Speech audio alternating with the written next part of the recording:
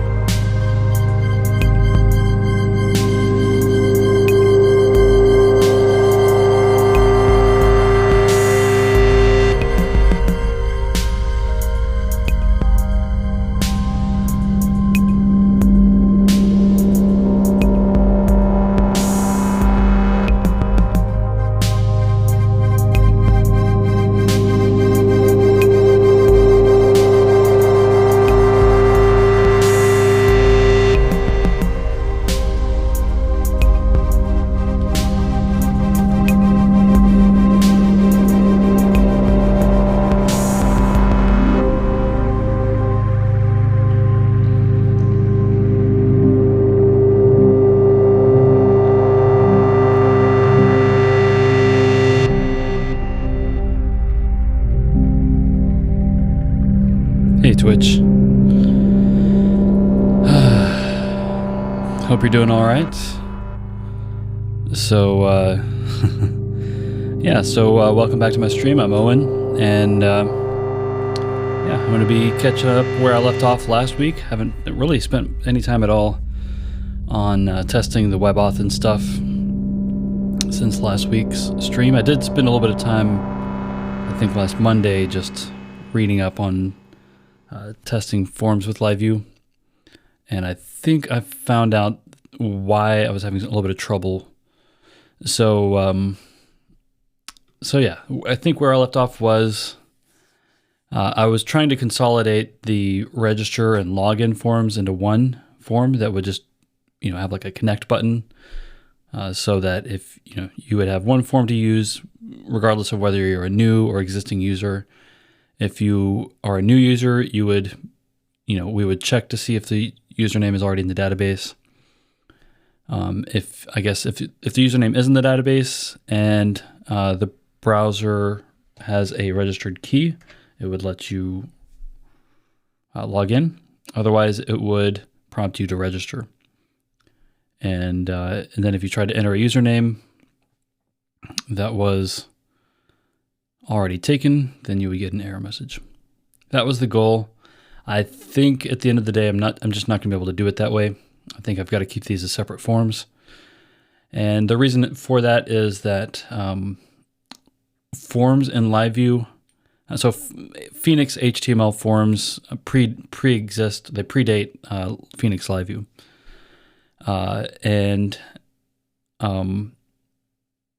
That may or may not be related to the kind of the root cause, but like whenever you hit, so you can have a submit button with your form. Like any form, typically you'll have a submit button, and that submit button can have a value, but whenever you click submit, it does not actually send the value of that button along with the form request or the form data. So long story short, I had this, form that would have a username field, register, and login buttons. Those are both submit buttons with different values for register and login.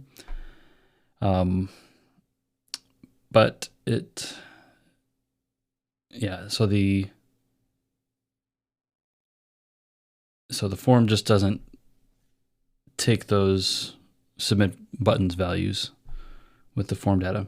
I'm realizing here. So for transparency, I just got back from a long walk, and it was hot and wasn't wearing a hat or anything, so I feel a little bit fried just from walking around out in the heat.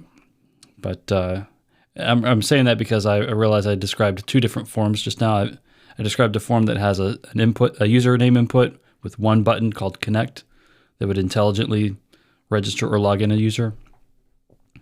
What I've actually had is the second form I described, which is the username field with register button and a login button. Those are both submits with different values. So anyway, I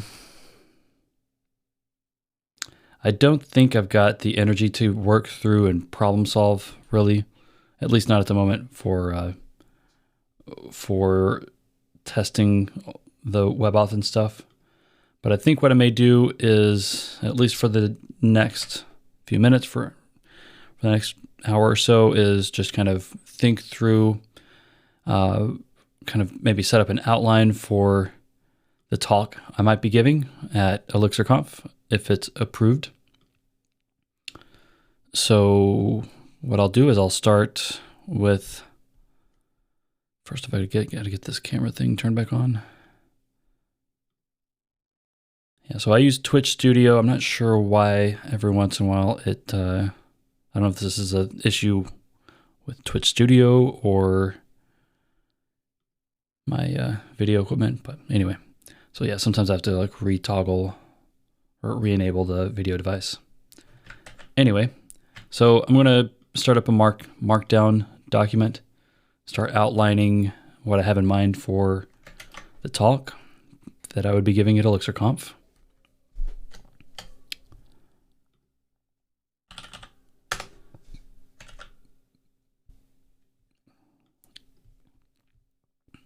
Just a moment here. I'm going to figure out where I went to save this. off screen.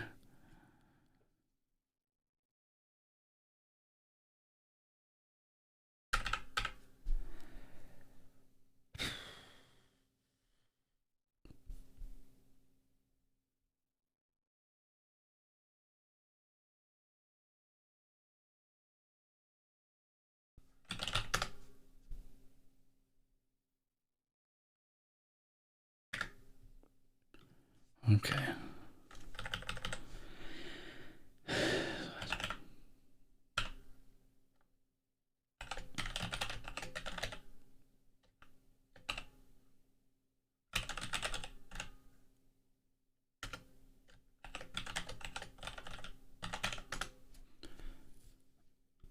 All right. So I just wanted to do that off screen so you're not seeing where all the documents in my folders. All right. So what is the talk about? Well, the talk would be about WebAuthn and LiveView. So you may have seen there, I think there was a recent article someone wrote about doing authentication over LiveView, because it is a little bit of a different model from HTTP requests. But I believe that article was still focused on, traditional username password authentication. And this talk that I've proposed would be about using WebAuthn. So security keys, Face ID, Touch ID, that kind of thing. And then connecting that over LiveView. So, and I've got some of this on a whiteboard. So some kind of points or some areas I might want to hit would be passwords are obsolete. We would talk about WebAuthn for anyone who's not seen it before or anyone who needs to kind of be refreshed about what WebAuthn is. And we might want to point out that it's not just for MFA. I'll just spell it out here. I will go ahead and increase my text size since this is just an outline here. So passwords are obsolete. Meet WebAuthn. I think I would say the WebAuthn API. It's not just for multi-factor authentication. I think that I would probably talk about WAX.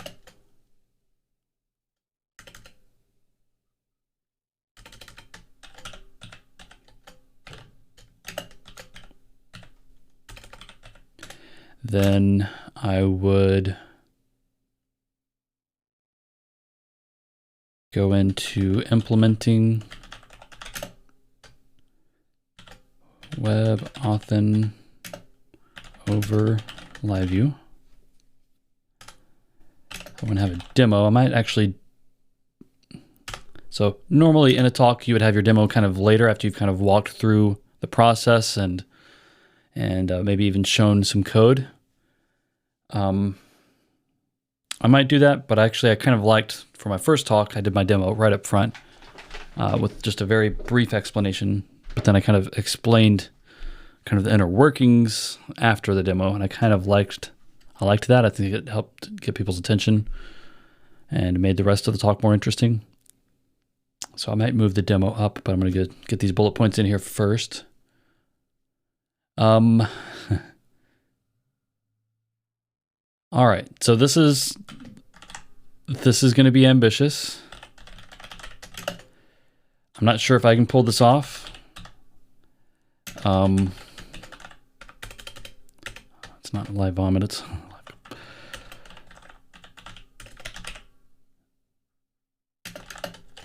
all right. So a goal that I have for this talk is by the end to release or announce the release of a WebAuthn live component. I think you can release something like this on Hex, but I don't know exactly how. And I'm not sure if I have time between now and the end of August to sort that out. So I'm going to mark that TBD. If you're watching this and you go to the conference, don't be disappointed if that doesn't quite make it out. I may make it at least the announcement that it's a work in progress, or maybe like the repo might be publicly available, so something you can kind of work on and start getting engagement from other experts in the community. So yeah, that might be even if it's not a release of a package, that might be a good time to like call attention that like this could be a very useful thing for the community to have, and I don't have to be the only person writing code on that thing. All right, there will be whatabouts. So, and these are actually interesting. So what happens whenever you have a new phone or you've lost your phone?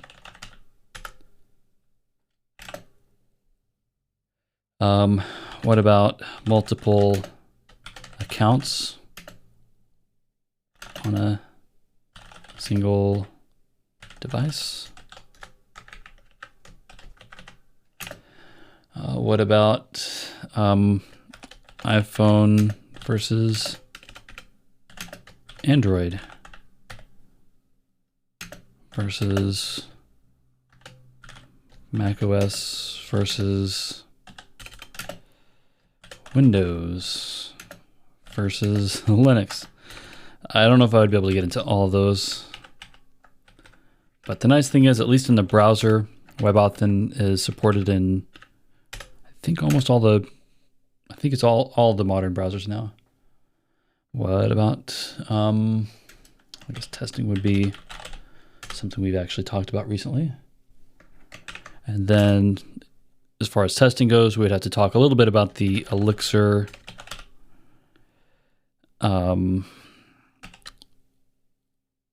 JavaScript boundary.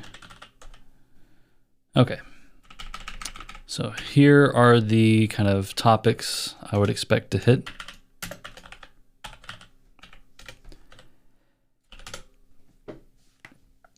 Passwords are obsolete. Let's talk about the WebAuthn API. This is an API that's not just for multi-factor authentication. It can replace passwords entirely. There is an open source package, free and open source package on Hex called Wax. There are others. This one is the most well documented though. We would talk about implementing WebAuthn over LiveView. The demo might actually precede that.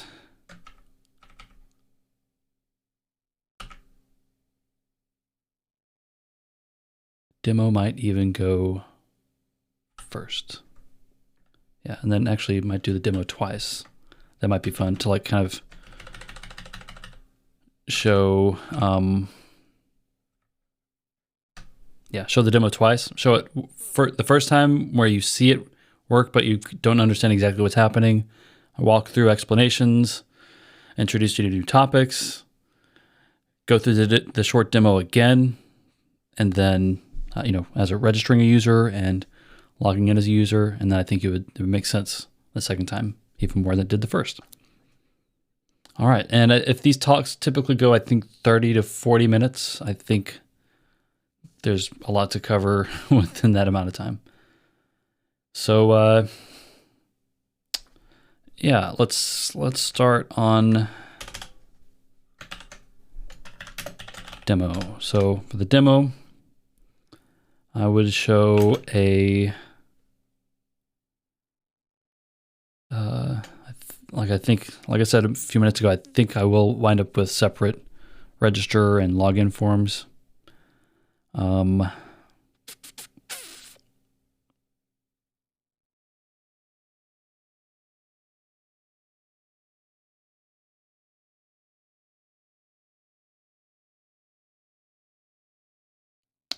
brain just went into problem solving on the submit button value not showing up with the form in LiveView. So I'm gonna shove that off to the side. That's not the problem I'm working on right now. So I think for the demo, we would show, these would actually be a sequence. So you have to do these in a certain order. So we would show registering.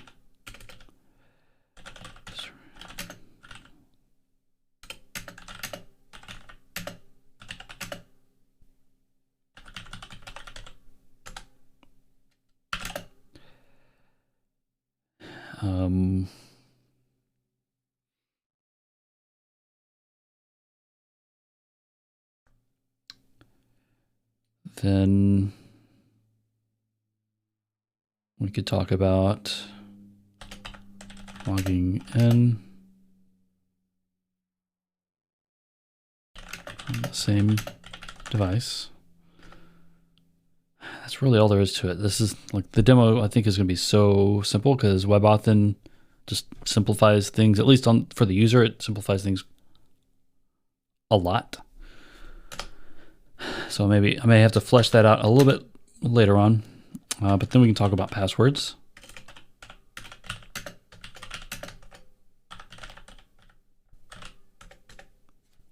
Maybe the history of passwords.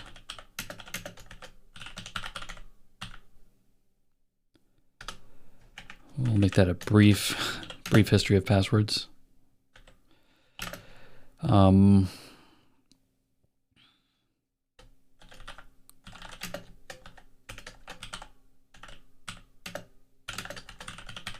Talk about growing pains whenever you are managing passwords.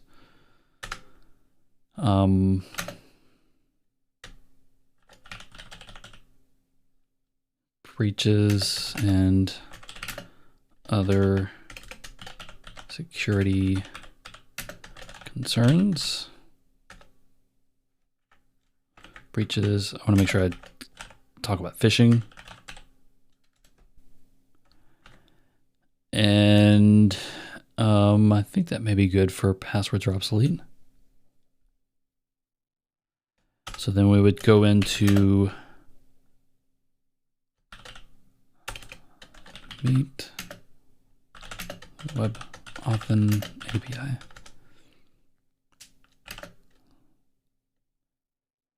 Brief history of WebAuthn.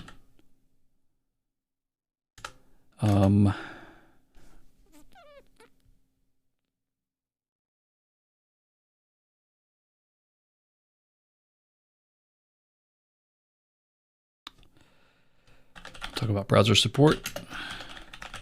It's basically everything except for Internet Explorer, which rest in peace. Browser support.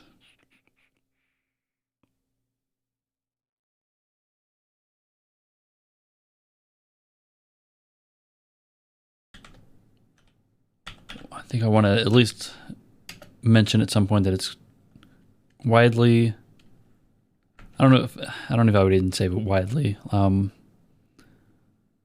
would say it's most commonly used for multi-factor authentication.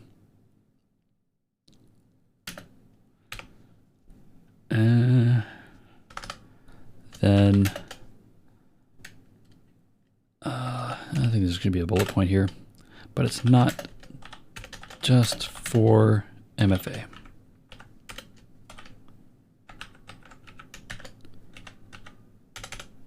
All right, so after that would be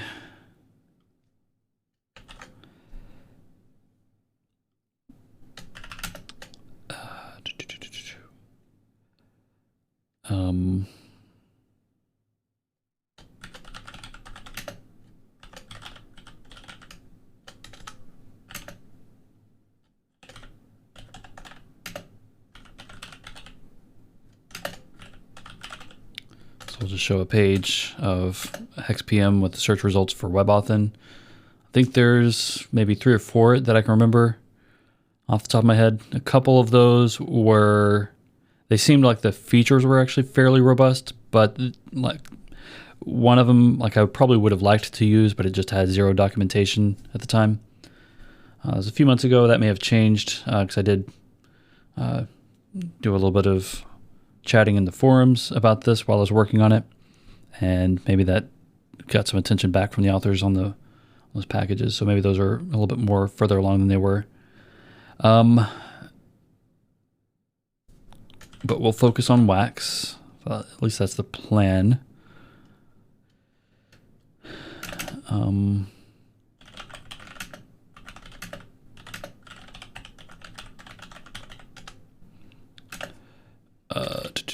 Then we will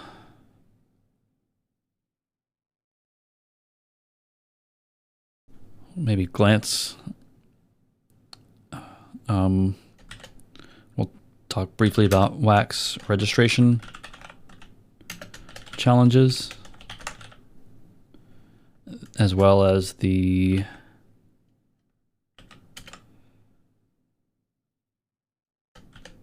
attestation. Then, I need to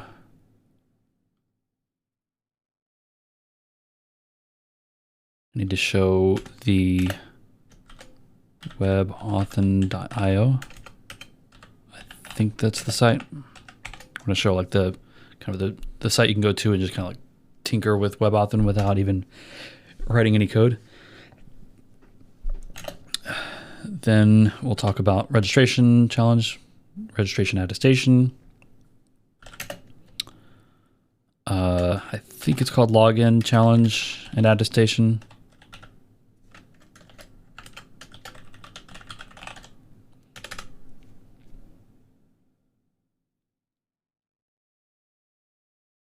Then we will talk about,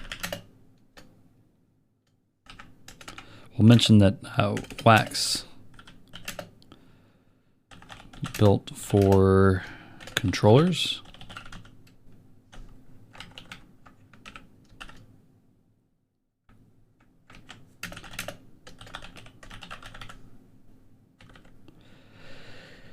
Okay, so then we'll talk about implementing WebAuthn over LiveView, which really isn't extremely complicated. With a little bit of hindsight, it helps that it's basically like the challenge you run into with doing LiveView is you need a place to store the challenge and a couple of pieces of data so you can check those whenever the browser responds. There's actually a few ways to do that. You can put it in the process memory. You can just put process.put self and then give it some like a key and a value. That's how I solved it initially. The other thing you can do is put it in the assign for that LiveView, which is probably the more like idiomatic way to do it within LiveView. So I think that's whenever I'm refactoring my code a little bit, that's what I'll be doing, is moving it from the process memory into the socket assign. Anyway, implementing. So we'll talk about where to put the challenge. And talk about form events.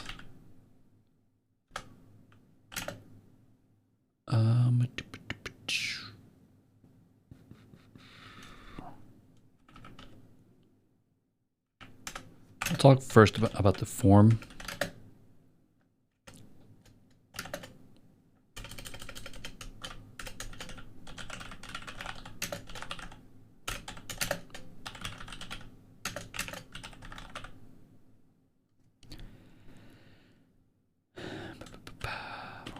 Okay, and then we'll talk about the login form, which is also a username.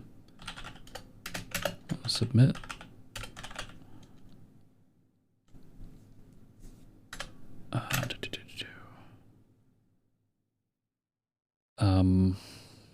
Which isn't wildly different. I think we'll take a look at what the browser does.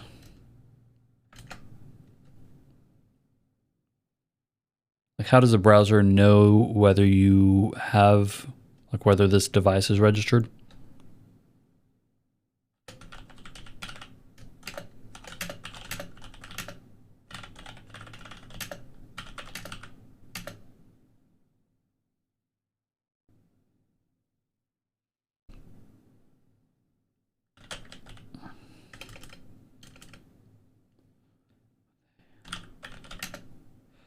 what's the so there's the distinction. So there's the USB security keys, which they're like platform agnostic, but what's the term I'm looking for here? There's, I'm gonna have to open up the site.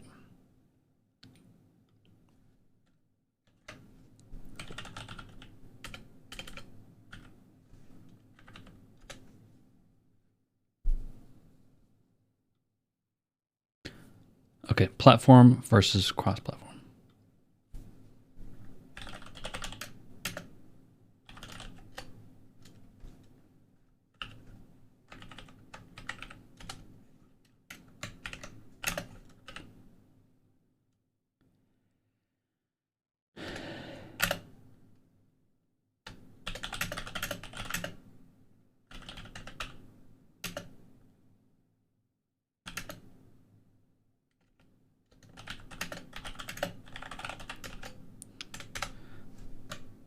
Okay, so I think, implementing WebAuthn over LiveView, we'll be talking about registration form with just a username and a submit button, where to put the challenge, form events, we'll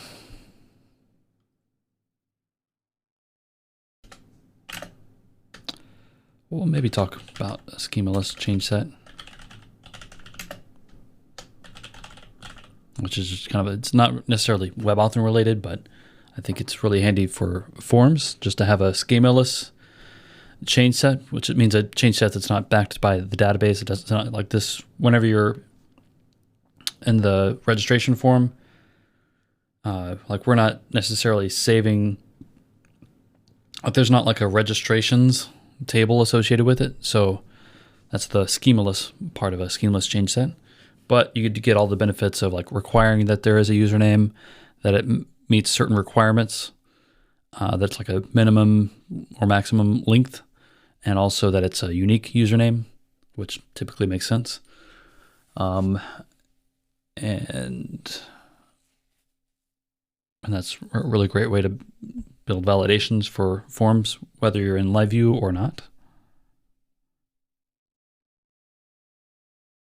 Let's see. Other than that, where to put the challenge?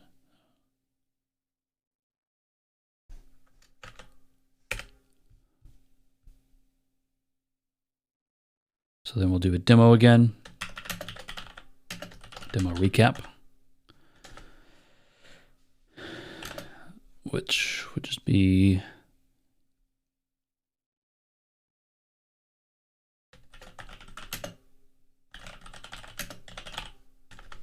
repeat the previous demo. And then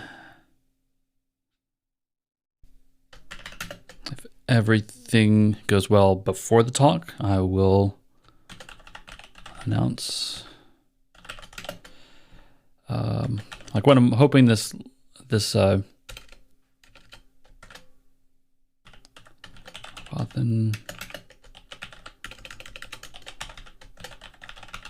So I'm hoping it'll just be a package on Hex that has like a Phoenix live component written just with Phoenix Hex templates. So there'd be like a 2 to maybe 4 modules. I think probably just 2, like a registration and a login component.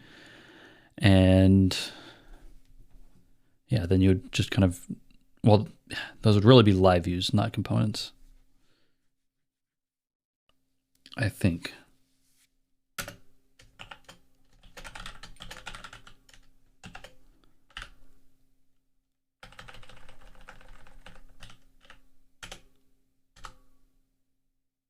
Yeah, I need to like look back at the live component documentation and see if you can. So a live component can handle events. You can make it the target of submits. So maybe that would work if you're, let's say you spin up like a register live view, could I build a live component in a way that you could just drop in the WebAuthn.register live component and be done? Like, is there anything more that you would need? TBD. I guess I'll just make that a question here. Can a live component be designed which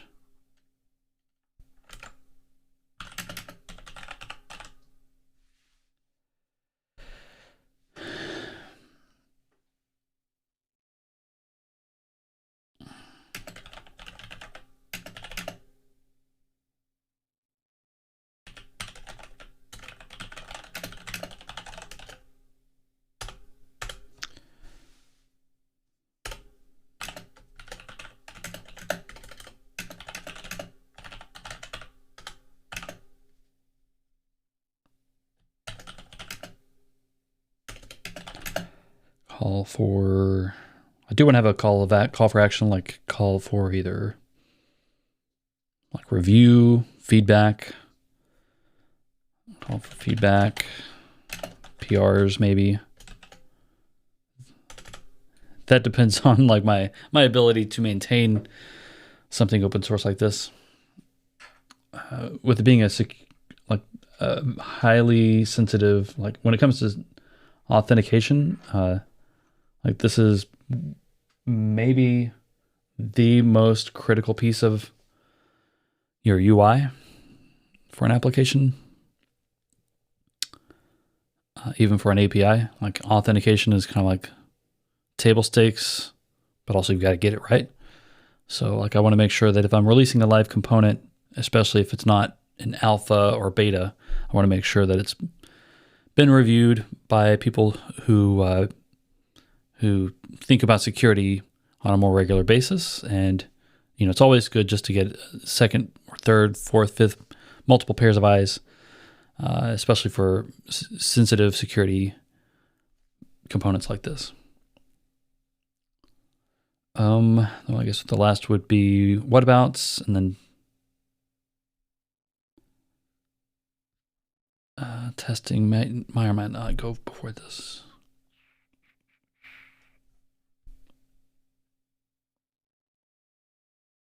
Testing might actually need to go inside of the implementation.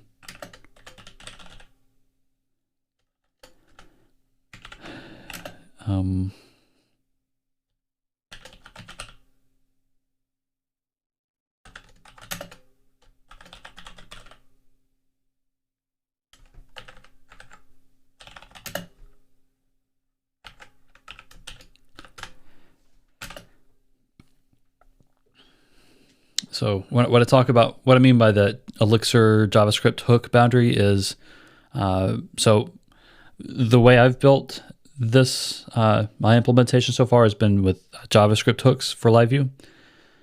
So basically, like when you hit submit on the registration form, it builds up the Wax registration challenge, puts it in the socket in the process memory, sends that challenge to the WebSocket. It does a push event. And then there's a JavaScript handler in the browser that will get that event from the socket and, you know, process the challenge, you know, display that, you know, Touch ID or USB key menu from the browser's Chrome, and move on. That piece you cannot test, at least with the built-in LiveView test features.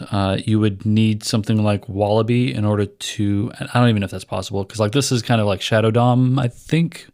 Like it doesn't, I'm saying Shadow DOM, I don't even know if that's the right term here, but it's so the UI that's presented after that JavaScript hook is fired is not like UI that I build for my app. It's built into the browser, and I don't even know if it's possible to test that. So that's the thing, is like we have to kind of fake that. We have to like generate, like we basically have to assert that whenever the form is submitted, the challenge event is pushed, and we have to say that's good enough, at least for the submit.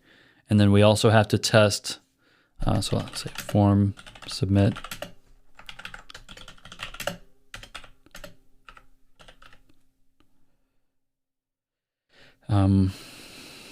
Results and event push. And then we have to assert that a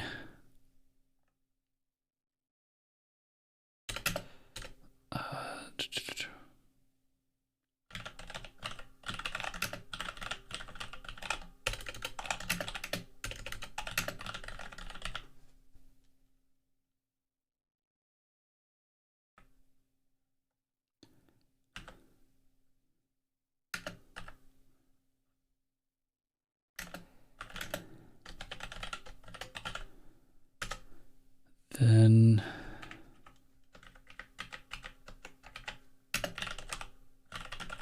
this is actually helping me think through like how I'm going to write the test, which I may have energy to do today. And then we'll kind of do the same repeat for login, challenge, and attestation.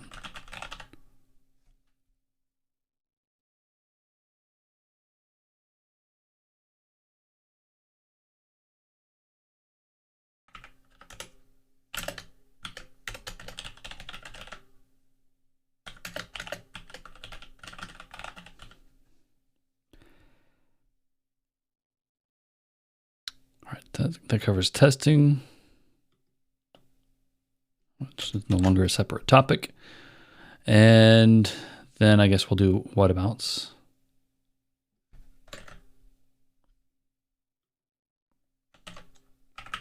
And this may be like, this will be towards the end. So if I run out of time for this piece, I think it'll be okay. It'll just be something that comes up, in conversations with people in person, which is just fine, or, online as the package is being adopted and kind of maintained by people in the community. That'll be nice. All right, this sounds like a nice outline for the talk. So just to recap here, let me open this up in a preview so it's a little bit easier to follow. All right, so this would be my talk at ElixirConf. So ElixirConf, if you haven't already bought your tickets or your employer hasn't bought tickets for you, maybe drop a hint or two. So ElixirConf this year is in Aurora, Colorado, I think. Let's see, at the Gaylord Rockies in Aurora, Colorado. So August 30th to September 2nd. I'm going to be there one way or another. Hopefully as a speaker. That would be really cool. I do enjoy speaking. I don't know if that comes across. They have some training classes. That'll be really cool. Yeah, it's a great place to to network and like find people. If you're looking for your first Elixir job, especially a conference, if you can afford it, or if you can get some help getting to the conference, then yeah, that can. Once you're there, you'll meet a lot of people, and you'll hear about a lot of people that are hiring, and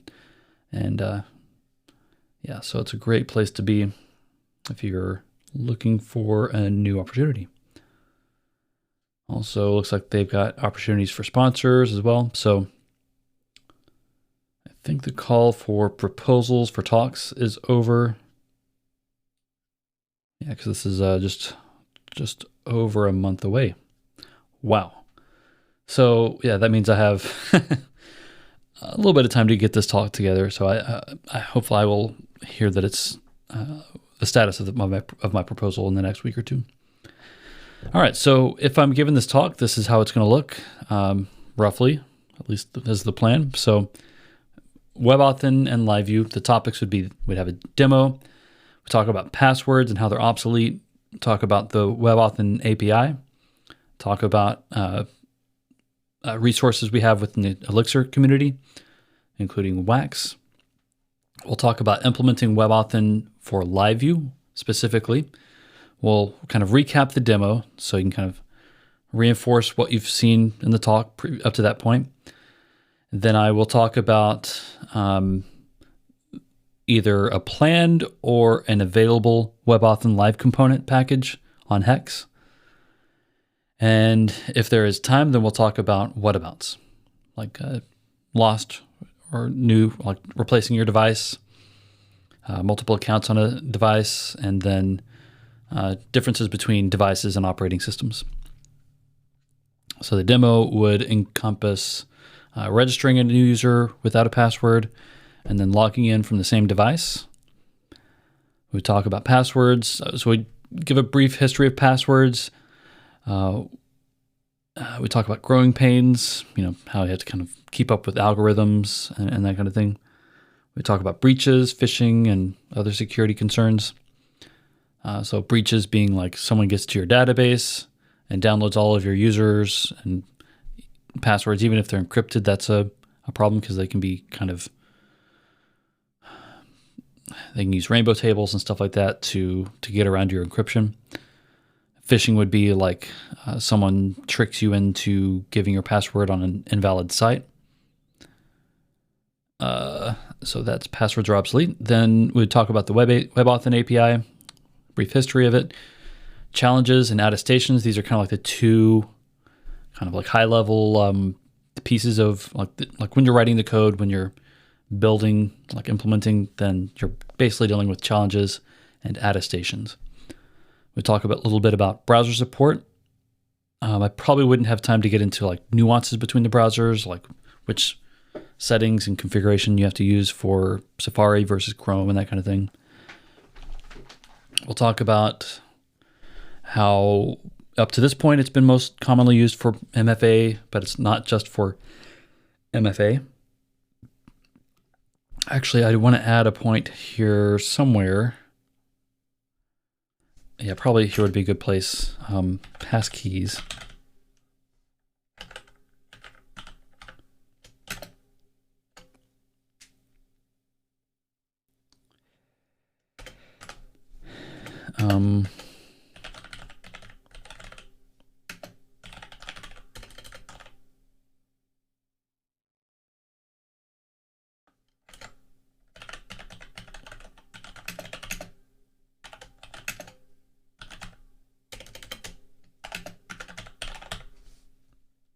So passkeys, they were announced. I think they were kind of trialing this in iOS for the past year, but officially, I think in the next version of iOS, we'll have like full support for passkeys. You'll be able to register an account on your laptop and then log into the account from your other iOS device without registering that separate device. So like currently, without passkeys, that's like kind of the gotcha is you have to register each and every device individually until passkeys are fully available.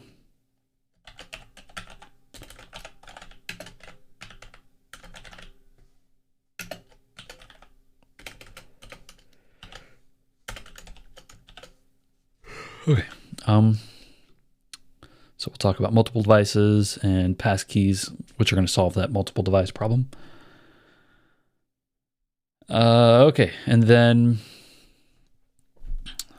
so available packages, we'll show the hex PM search for WebAuthn. We'll show Wax at a high level. We'll talk about the registration challenge, registration attestation, kind of a glimpse of the data structures for those two things. Then we'll kind of do the same for login and login challenge and attestation, which will be quite similar. And we'll kind of mention that Wax is really, at least so far, unless they've had a recent update, it's documented for controllers. Then we'll talk about implementing WebAuthn over LiveView. So we'll show a web registration form, which is a username and a submit button. with the schemaless change set. We'll talk about where to put the challenge, how to handle form events. We'll do the same for login form. And then we'll touch on like how the browser deals with login. Like so it'll kind of be checking for any, for the site, are there any registered keys? If so, it will show you an option to log in with that key, like with your device by default, or it will show you an option for USB. Then we'll talk about testing, which I think is part of implementation. We'll talk about that Elixir and JavaScript hook boundary. We'll talk about how we can assert registration, form submit results in a challenge, event push, and that registration attestation is received by the LiveView. Then we'll repeat those for login. We'll do a demo recap. We'll hopefully have an announcement of some kind for WebAuthn Live component, which I guess will need to be named before that happens. Like, is it just going to be called WebAuthn Live component? That super dry, but like it's hopefully clear as day. And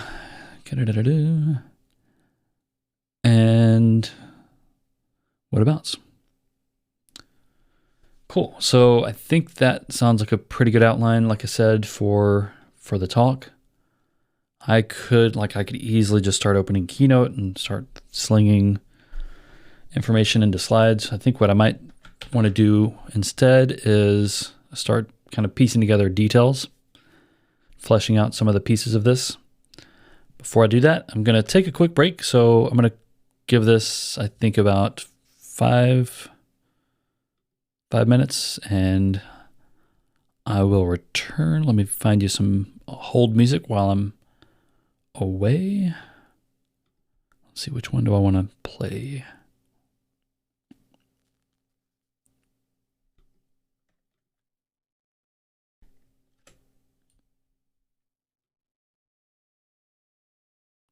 I'm using QuickTime Player, and I kind of wish I could do a playlist here, so I can play more than one song, but I don't have that support, so I'm going to put one song on loop. Hopefully you won't have to hear it too many times. There we go. All right. I will be back in a moment.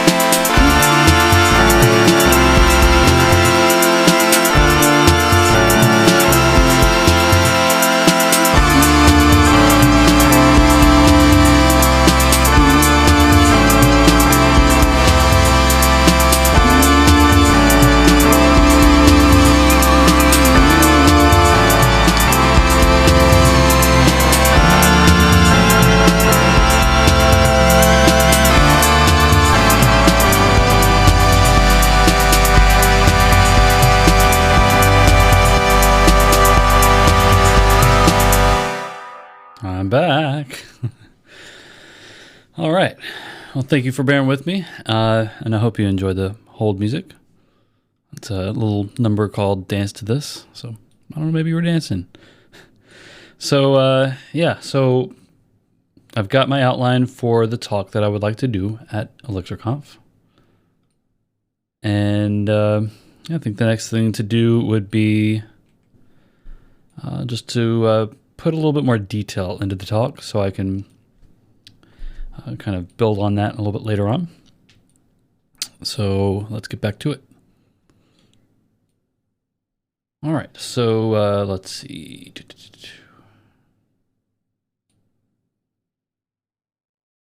Pull open the WebAuthn guide. It'll have some really handy quotes, I'm sure.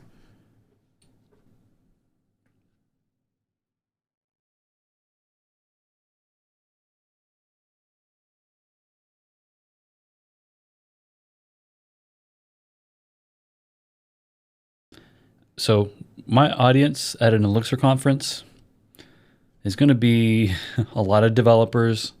Not everyone in the room will be a developer, but the people who will be probably taking notes, like wanting to use this knowledge, will be developers, or people who maybe manage developers or like product managers and that kind of thing.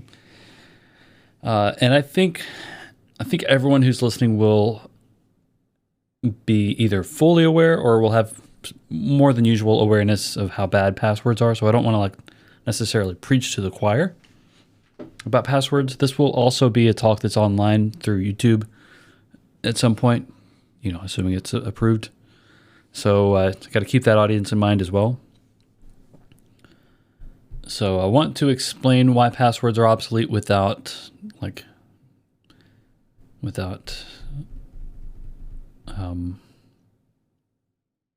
I don't want to spend too much time on it, basically.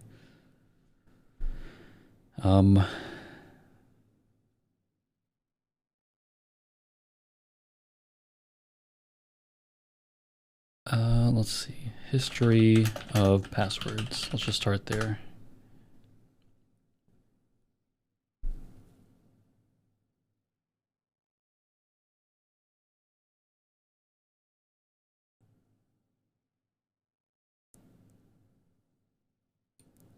Do I want to get this from Wikipedia, or looks like everyone has a history of passwords? Okay. So let's start with Wikipedia.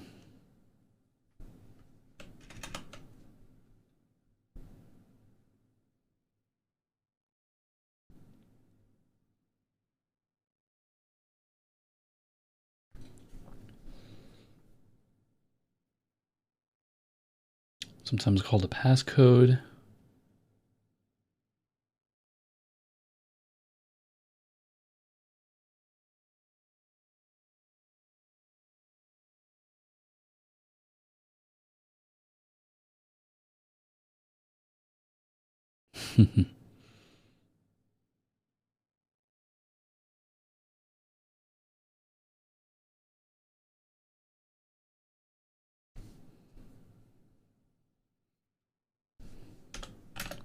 I think another point I want to hit here in this section is like changing, like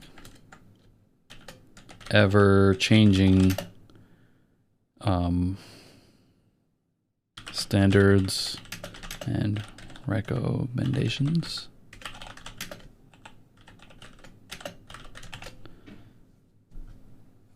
NIST is, what is NIST? National Infrastructure Security Task Force. Let's see. How close am I on that? National Institute of Standards and Technology. Wow, I was way off. National was right. Let's see. Maybe there's some information here about passwords.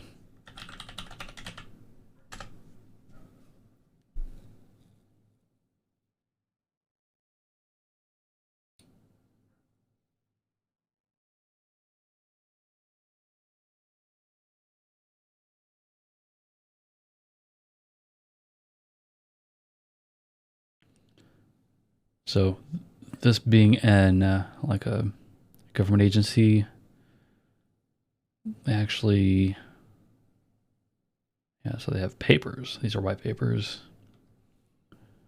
Probably not live stream material for me to just sit here and read, just read white papers and stuff. So I don't necessarily probably want to read each of these while you're watching me. But these papers, I bet, would be interesting.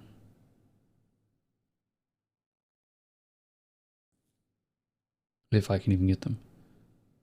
Well, this one's from 77.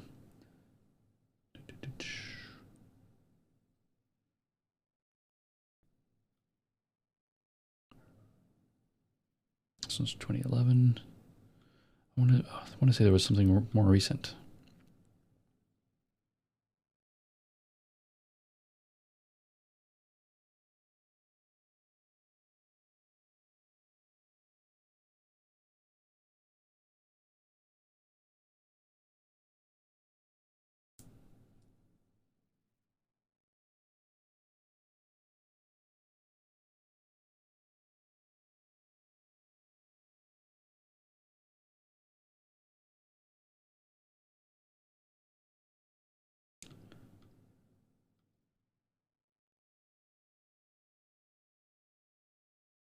Are these in reverse? No, these are in chronological order. So is this from like 1979 and then what year is this? 18. These are not in order of date.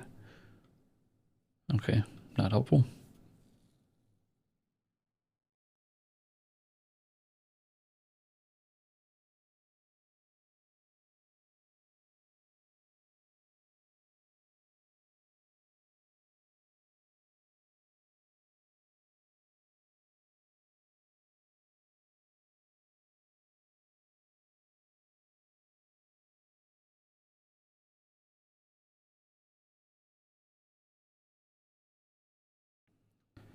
I could just do something hand wavy and say, look, passwords are bad. We're not going to get into it.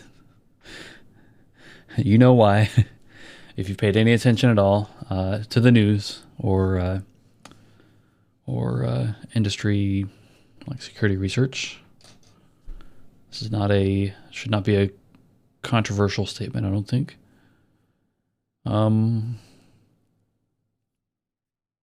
We could talk about like which is it a protocol? Is it like which algorithm? Like which one's better? I don't even remember what they are anymore. There's bcrypt, Argon. Those are the two that come to mind. I'm sure there are many others.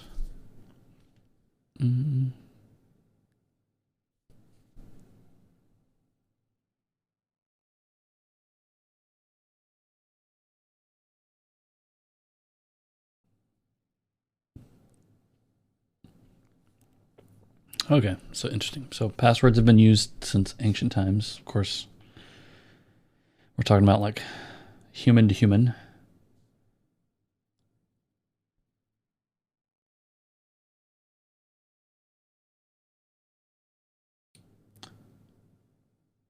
So even from Roman times. So the way in which they secure the passing round of the watchword for the night is as follows. From the 10th maniple of each class of infantry and cavalry, the maniple, don't even know what that is, which is encamped at the lower end of the street. So maniple is a tactical unit of Roman Republic. Okay, gotcha. So it's like a unit of the army. Chosen by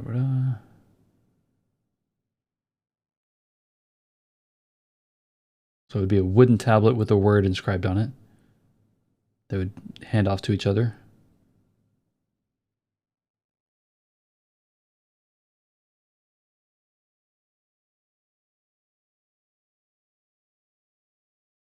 So it'd be a password you would hand from one person to another until it got back to the first person, and then you would rotate the password, it sounds like.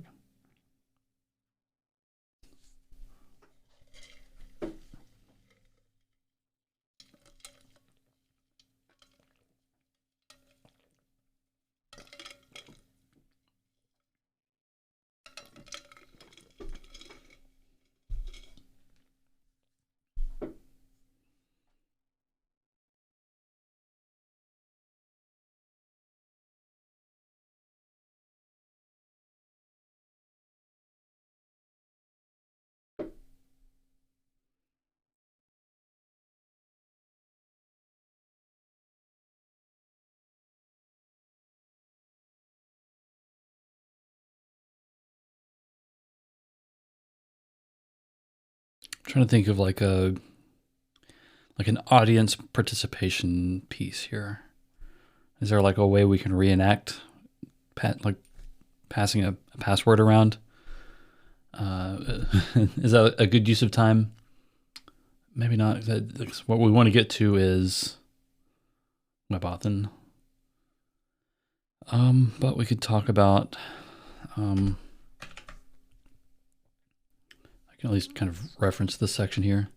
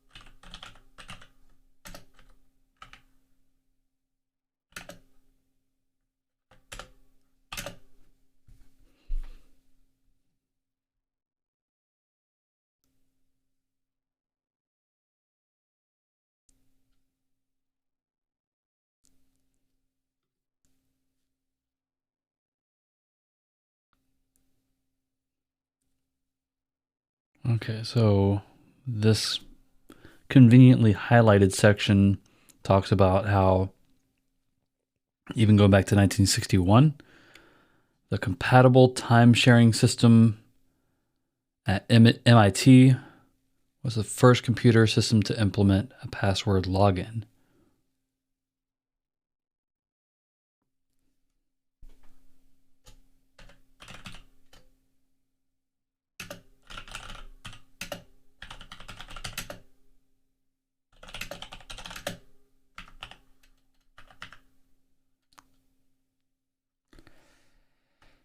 I think so. These are all coming from the same article. I'm just gonna move this down here.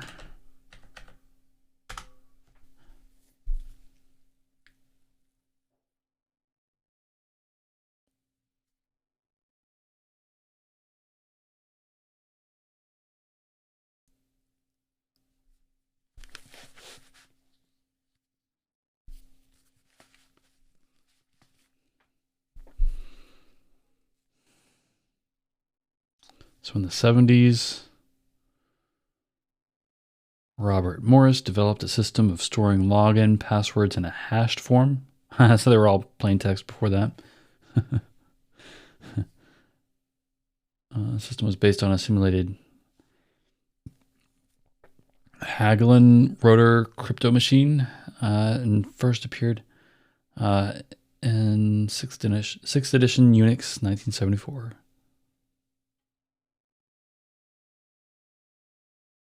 So I think I want to say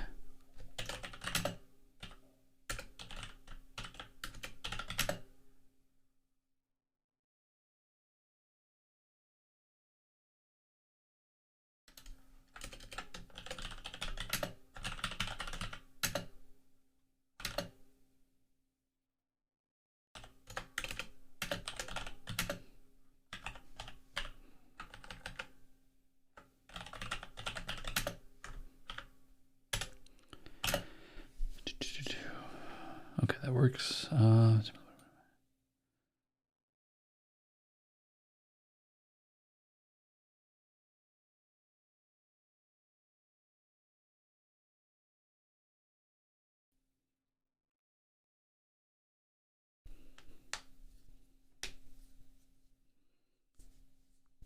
So in modern times, I want to look at this crypt link here.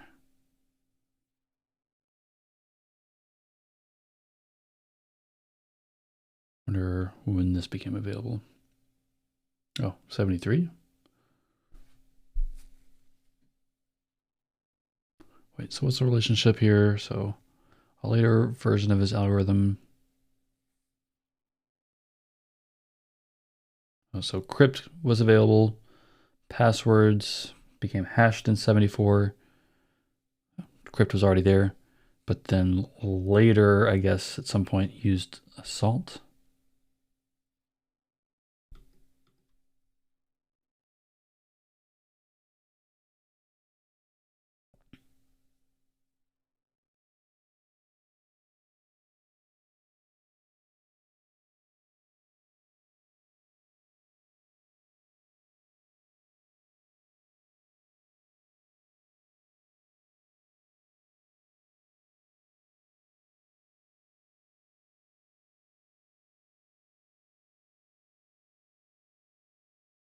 Yep, I think we're going to hand wave a little bit of the details here about passwords because we're talking about moving away from passwords.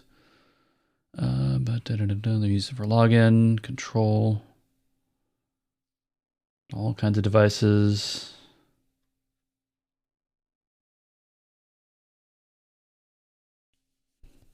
Yeah.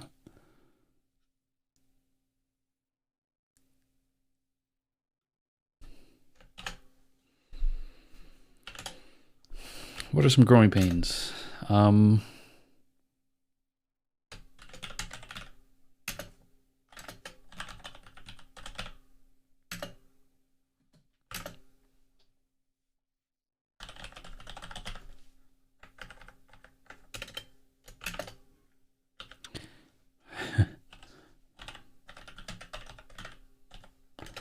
Let's call it impossible. I don't think it's possible for any human to have a unique and memorable and secure password across the hundreds, at least dozens of sites that we each maintain accounts for on a regular basis. This might fall under that.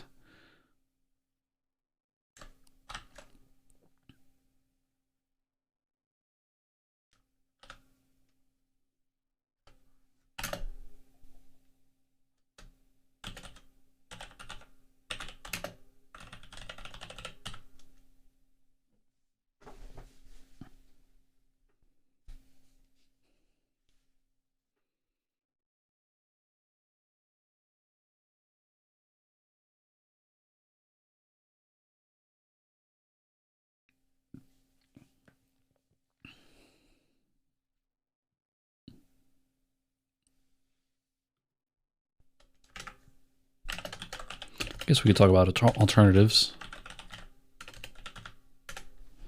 which would include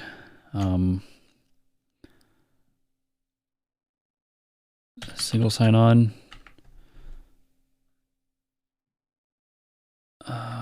We could kind of talk about password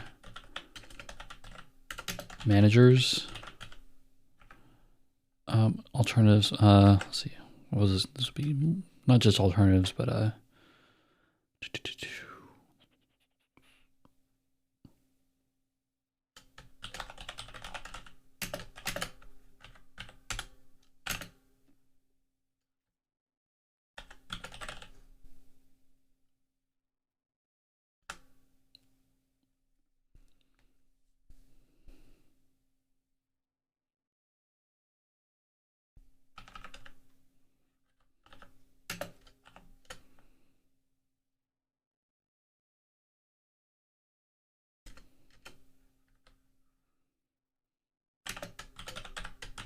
I guess the last alternative would be WebAuthn.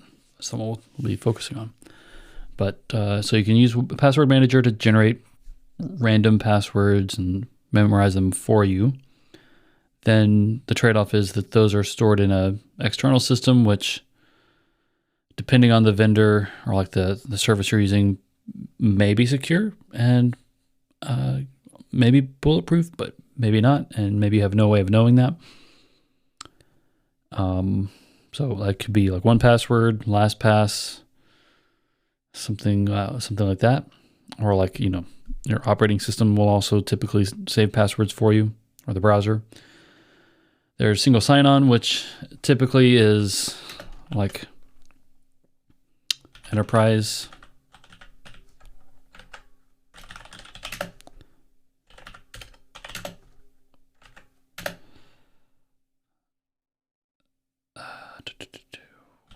So they call it enterprise workers, I think, in my experience anyway.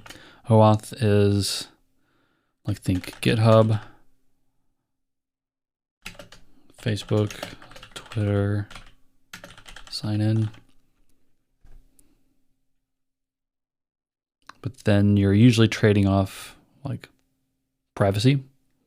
Like then whichever service you're using to sign in to a site through OAuth means that they're getting at least some information about, like, they're aware of you're connected to the site, and they may also have a sharing agreement where they get data from the site about your activity on the site.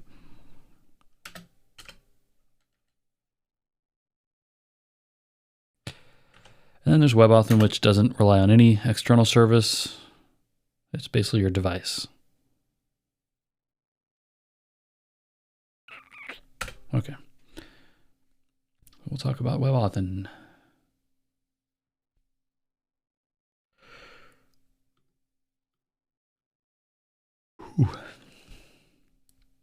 Let's take a look at the MDN docs.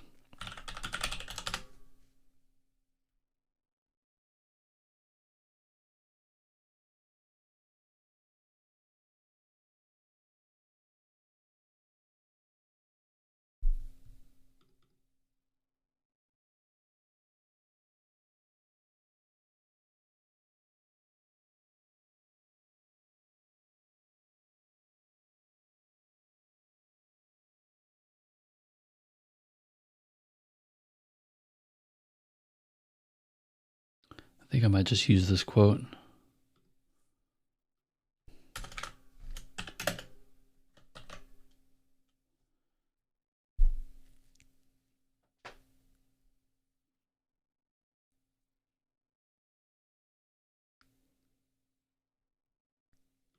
Let's see, WebAuthn history.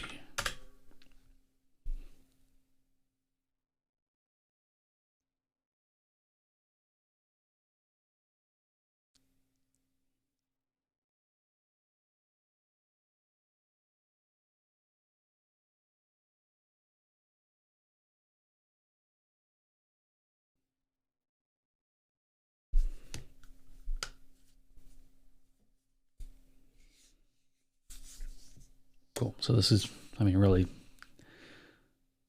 bleeding edge. So, yeah, still work in progress. Okay. Work in progress, but usable already.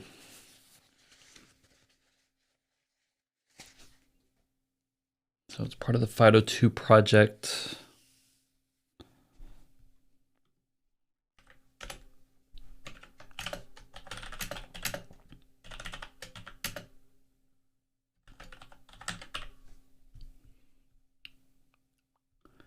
Which is joint effort from the Alliance,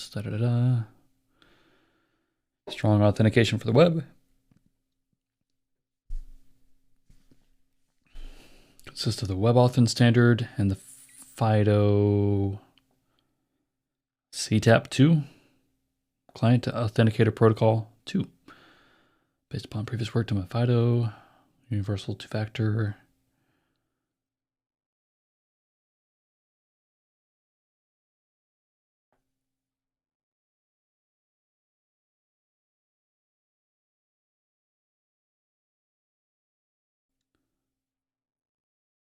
A web user agent together with a WebAuthn client. A single WebAuthn client device may support multiple clients.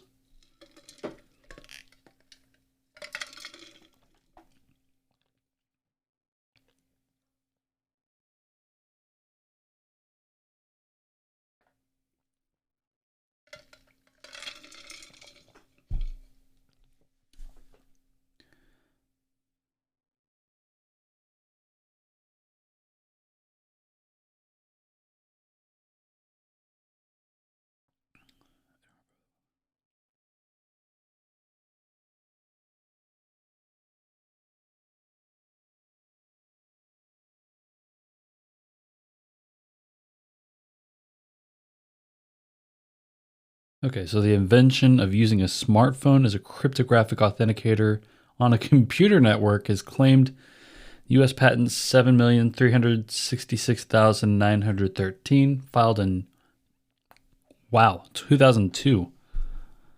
That, I was not expecting to see that.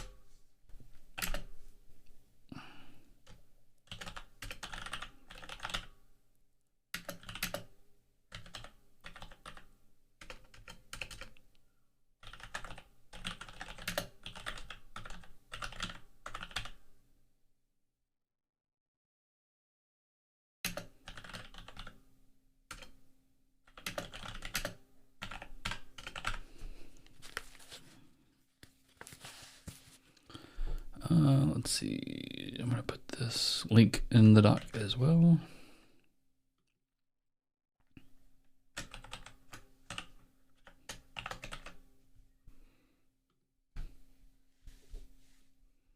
Okay.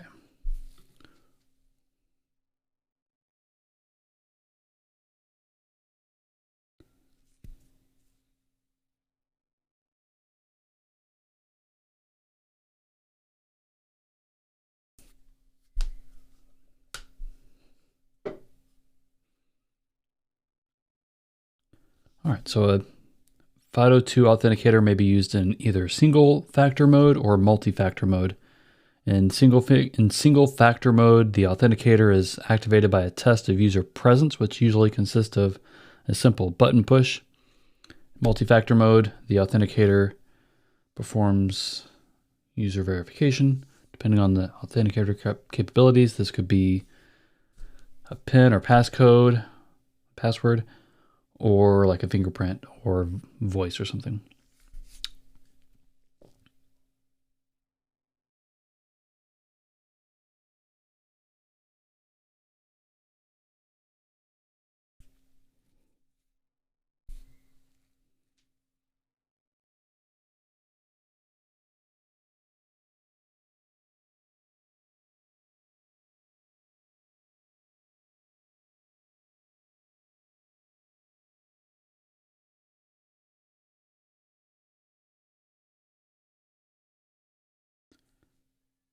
Single secret or biometric works with all websites, so the authenticator will select the correct cryptographic key material to use for the service requesting authentication after user verification was completed successfully. Secret biometric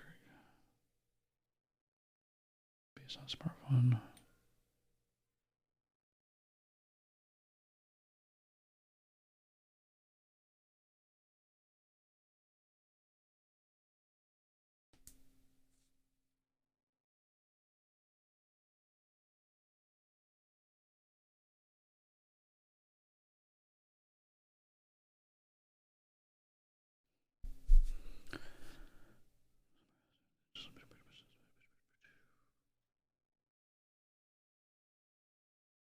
I think what I may do for some of this is kind of try to illustrate it in some way.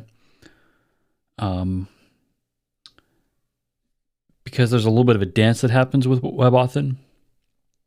Like basically, you hit submit on the form, the server generates the challenge, stores the challenge internally, presents the challenge to the browser digests the challenge, presents, if the challenge is valid, it presents the user with interface to either select a device or to toggle their device or like to activate their device.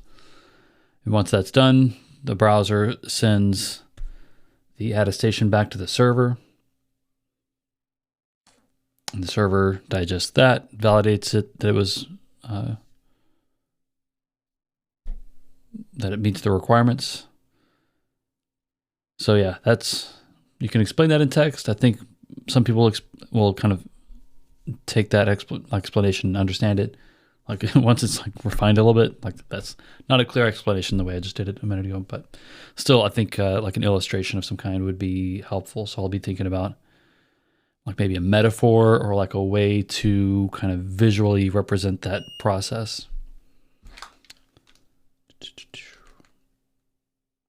Okay. By the time this talk is together, it's going to going to flow. It's going to hopefully keep your attention and make sense. And hopefully also be equally informative to newcomers to WebAuthn and people who've maybe experimented a little bit. And also maybe it'll be appealing to anyone who has worked deeply with WebAuthn, who has thoughts and who might want to contribute.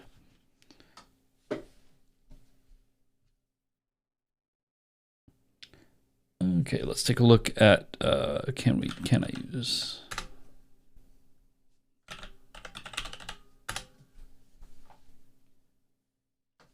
Okay, so yeah. Okay, so Safari supports it all the way back to 13. So that's been around for a while. So I guess 2019. And then 2018 for Chrome, for Firefox, and for Edge. Opera goes back to 2018 as well. Safari on iOS. Okay, that's the one. So Safari on iOS got support for WebAuthn just last year. It might be kind of cool to render support on a timeline.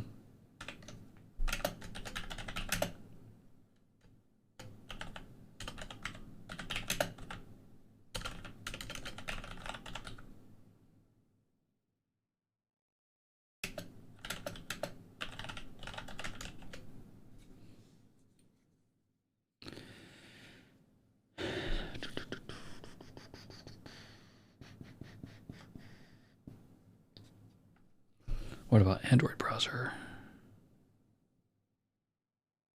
Wait, just this year?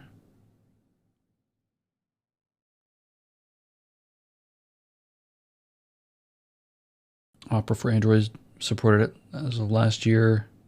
Chrome for Android says it supported it just starting this year.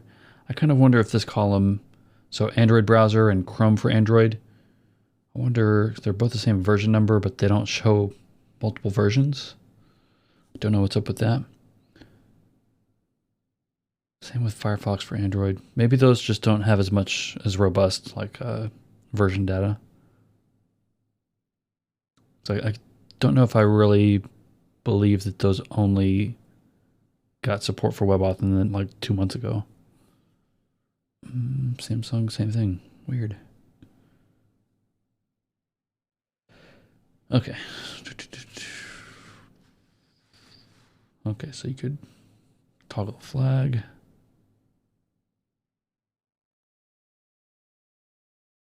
Okay.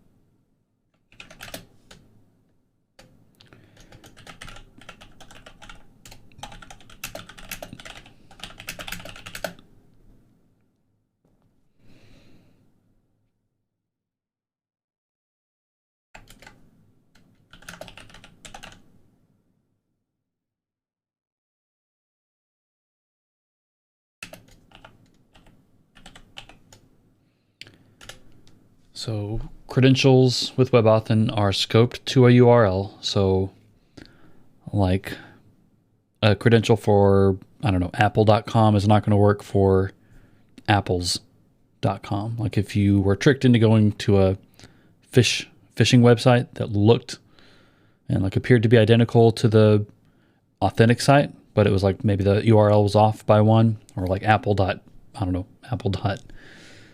or something. You might not catch it like visually, especially depending on how you configure your browser URL bar. But you wouldn't have to worry about that with WebAuthn, because it would just tell you when you get to the other site that you don't have any credentials registered there. So you just would not be able to log in, if it was a purely WebAuthn authentication site.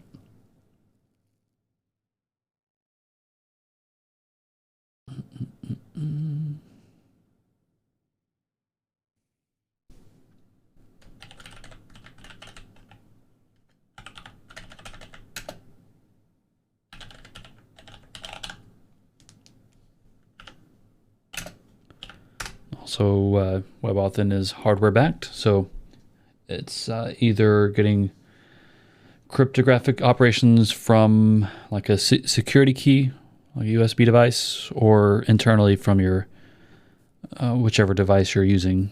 If we're talking about like Face ID, Touch ID, something like that.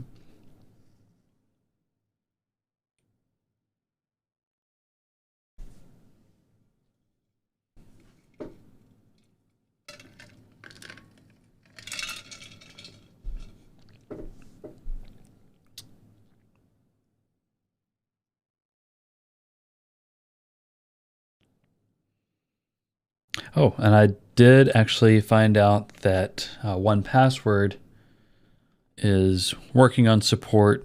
So like with iOS passkeys, well, let me back up a little bit. So Android has supported passkeys, I think, for the past year or so, like maybe the past several months, so that you can register your device. Like if you have Android as your operating system, and if you have Chrome or Google as your like managing your secrets, your security, your passwords and that kind of thing, then you would be able to like register with the site using your Android device, and it would allow you to log in from other Android devices or Android connected accounts, maybe using the same credential on another device. And that's how iOS passkeys will work as well, if I'm describing it correctly. Like you won't have to like register every single device separately. You'll just have you'll register one device, and then any other device that's connected using iOS with iCloud keychain would be able to use that same like pre-existing passkey, which is basically just a WebAuthn credential.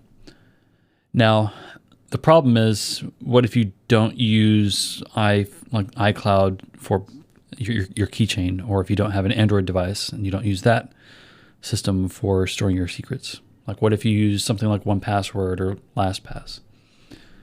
Well, 1Password. Let me see here if I can find that article. So they're working on a support for passkeys directly in 1Password, which means like that's my preference.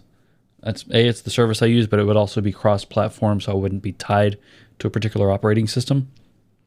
For any device that has my 1Password account signed in, I could register for LiveShowy, for example, my application I'm working on, and I could register with a device, say like my iPhone, and then once this is built into 1Password, I would be able to log into Chrome with using just 1Password, and then it would be able to log in to LiveShowy using the credential that I created and stored in 1Password.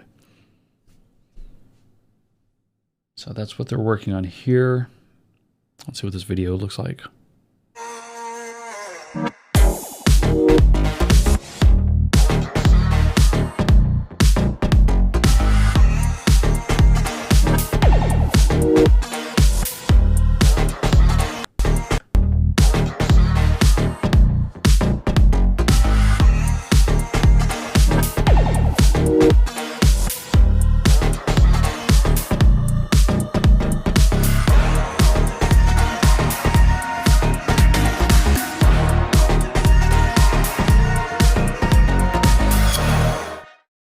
Yeah, that would be really cool. So I would imagine that UI that you saw, like that's a preview of showing the WebAuthn credential and 1Password and the allow WebAuthn credential.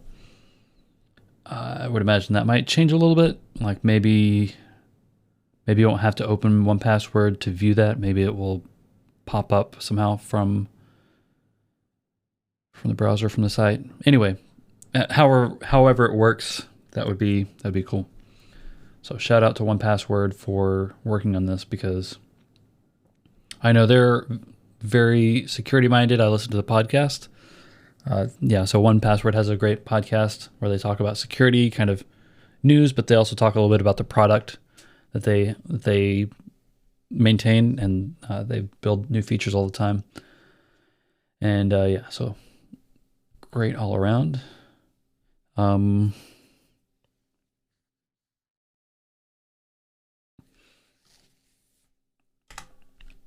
I think here I can mention Android.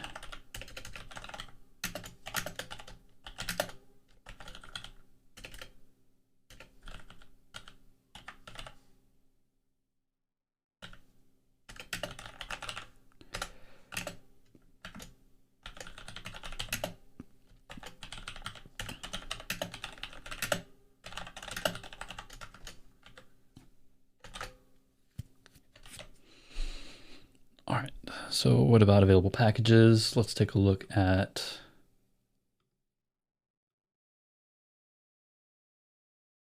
let's go to HexPM.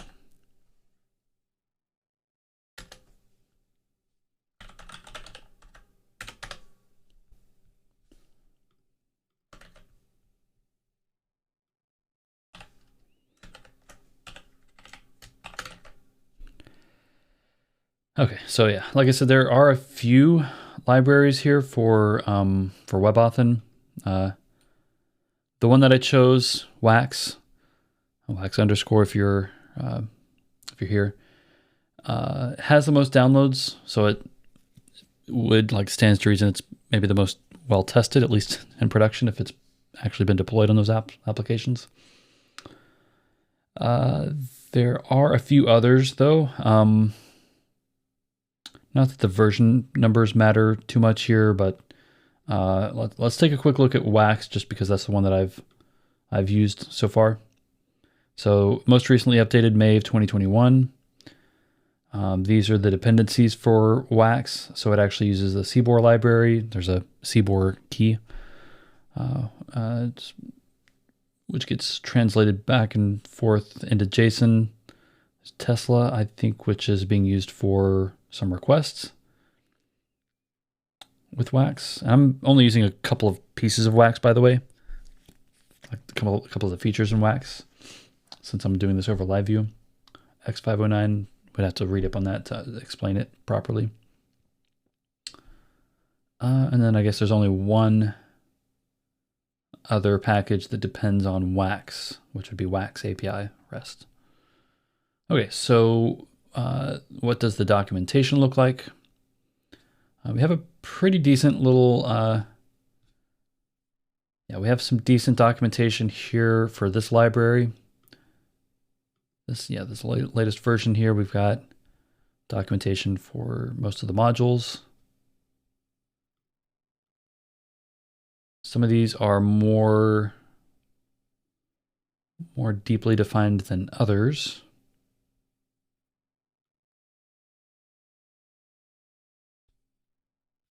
But I do like to see specs, like type specs. Those are super helpful. Like, actually, I can maybe copy and paste this as, so like whenever I start working on WebAuthn testing again, the spec gives me, like, basically I can copy and paste this. I could create like a generator that will generate this exact challenge with random strings and integers and everything, and that way I can just send those into the WebAuthn LiveView, and yeah, that should be really helpful. Okay, but back to other packages. So we'll take a look here at this WebAuthn package, which was updated in May as well. That's promising. It has far fewer downloads, but okay, so there's some we have, yeah, not a lot of documentation here. I do like that at least the modules are listed. We have a list of all the functions, and the arguments are spelled out. So these seem to be fairly descriptive, but like there are no type specs, so it doesn't really tell me like what type of data the challenge would be here. And options, is that a keyword list? Probably. Params, maybe that's a map. Maybe it's a keyword list, I don't know. Yeah, so this one would require, so WebAuthn, this hex package would require maybe some tedious kind of source code. I have to be looking at source code to figure that one out. Okay, now WebAuthn Lite is actually updated more recently, so this was updated a few days ago. Okay, let's take a look at the documentation here. Guess we'll start here with WebAuthn Lite. Okay, that looks like a starter module. Like when you say hello, I think that's the first thing that's generated whenever you do like mix new for a new Elixir package or a new Elixir project. So that could probably be updated. But I do like that we have type specs here. So even though there's not a full explanation of everything, there's a to-do mentioned here. At least we have more fully descriptive names, and we have type specs. So this tells me that I need a base64 URL encoded attestation object, which is a string as the argument, and it will return either an OK with the attestation object type, or it will return an error tuple. Let's take a look at CBOR. Slightly less helpful. So some of these, we're getting kind of mixed results. Some of these have well-defined type specs. I'm not throwing stones here. I definitely do not put type specs in my code on a regular basis, and I would want to if I was writing a library. So definitely not throwing stones here. But I'd really appreciate the value of seeing these though. Okay, so that's helpful. Let's take a look at WebAuthn X, which has 14 recent downloads.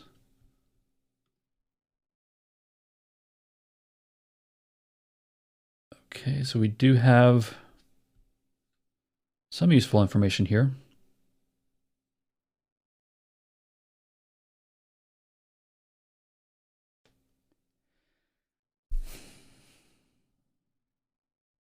Forgot to look at the date. So this one was, oh, okay, this one was only updated back in 2019, so may not be the one that I would want to use anyway. Yeah, I think so. I'm probably going to be sticking with Wax for both my application and for the talk, because these others are some like semi-documented. Some of them have type specs and that's it, and some of them have like hit or miss type specs. So yeah, I think Wax is going to be the best option here.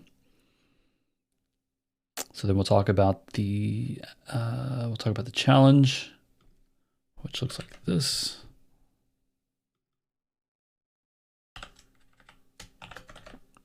Then we'll talk about the attestation.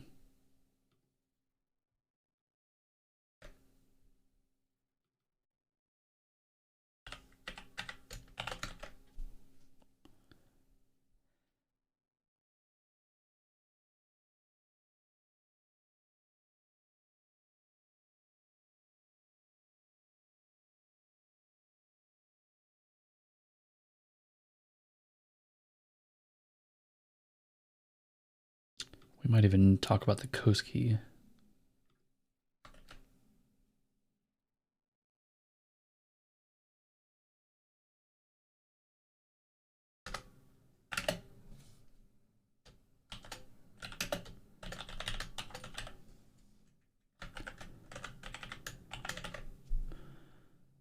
All right, right, so I think those are kind of like the core pieces, and basically the challenge and attestation are used for login as well as registration. And then we'll talk about maybe how the documentation is primarily or like only written for controllers. So I think the way they stored the credential was, or like the challenge. Okay, yeah. So with the WAX documents, because they were based on controllers, you would, according to the documentation, you would put the challenge in session. So that would be in the connection assigns, or not the assigns, but the connection session, which, long story short, I think for most sites that turns out to be a cookie for session storage, or you may have configured your Phoenix server to use to store sessions in the database. So yeah, sessions could be in a couple of different places, but that really only applies to controllers. Session isn't something you work with. At least you're not typically writing things into session from a live view. On mount, you can pull things out of session, but that's not what we want to use for a live view. So we'll have a quick look at options there. Okay, so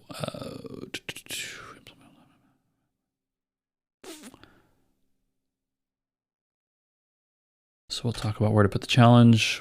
We could do process.put. Is it 3?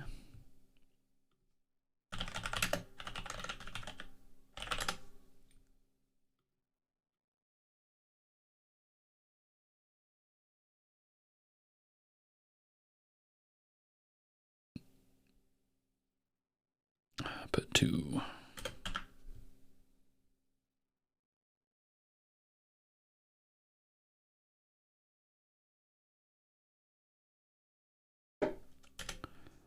Or we'll do socket assigns.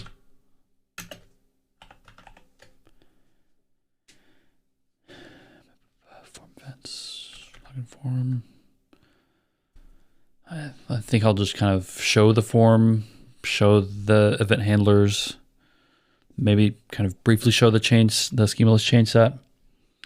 But I think most like those topics, like forms on LiveView, have been covered, I think, fairly deeply across multiple talks. There also will likely at ElixirConf be changes to how forms work in LiveView, or at least maybe a discussion about that, because I think there's been some work kind of reimagining that. So we'll see how that goes.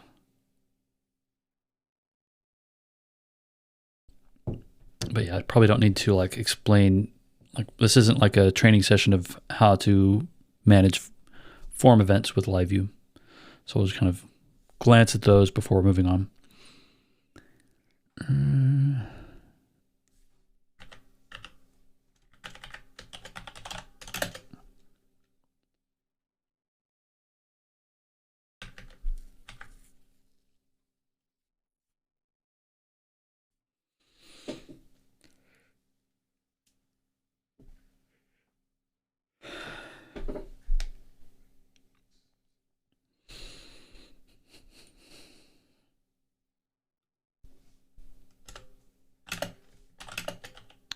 Just remember to need to mention JavaScript hooks, because that's a key piece of how this works within LiveView. So that'll go right along with form events. That's where so once you handle a form event, a submit from the form, then we push an event to the JavaScript hook. So I think that'll make sense at that point. We'll redo the demo, and then yeah, I think I'm going to fill out details on these later sections later, because yeah, I don't want to get too prescriptive here in this particular document. But yeah, I think that gives me a lot to work with to get this thing kicked off. And then the question is, all right, do I use Keynote? Do I use something like, do I want to try something different? I think there's slide dev. Like I want some kind of, I want something where I can do a little bit more programming with my slideshow. And as much as you can kind of customize animations with Keynote, I might want to have maybe some interactivity or something directly in the slides, if that's possible. So let's see what options, what kind of like developer-oriented slide options we have here. So this one looks like it's markdown based. That's pretty nice. You've had some, that's really cool. You can define a layout and background in like a meta section. So this is slide dev.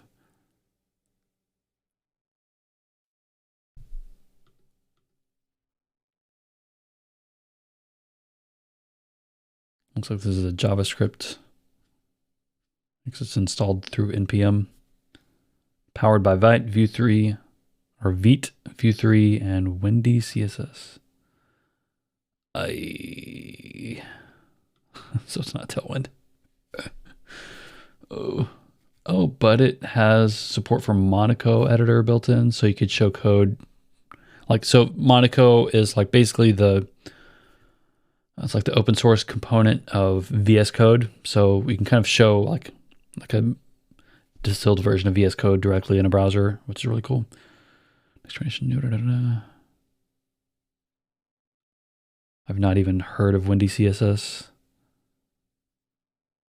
They've got some, okay. But it's not like wildly different from what I do in Tailwind.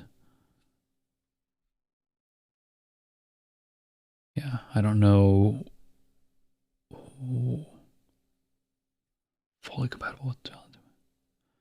So is this like extending Tailwind? I don't know, I'm confused. Okay, so that's one option, slide dev, and then what about Google Slides for developers? Oh, they've got add-ons.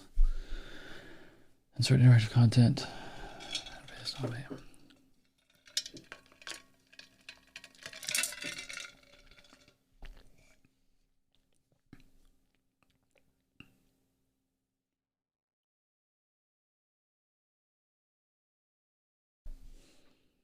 I have a feeling that's going to be more complicated than what I really want. I want something simple. What about slides.com? Okay, so this one is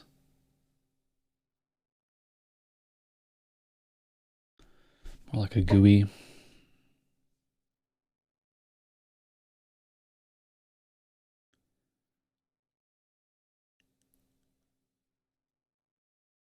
Which might be okay, but I think I'm liking slide dev the most so far, even though it's not using Tailwind.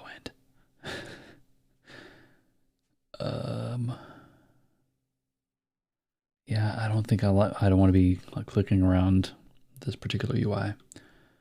No shade, it's not calling out to me.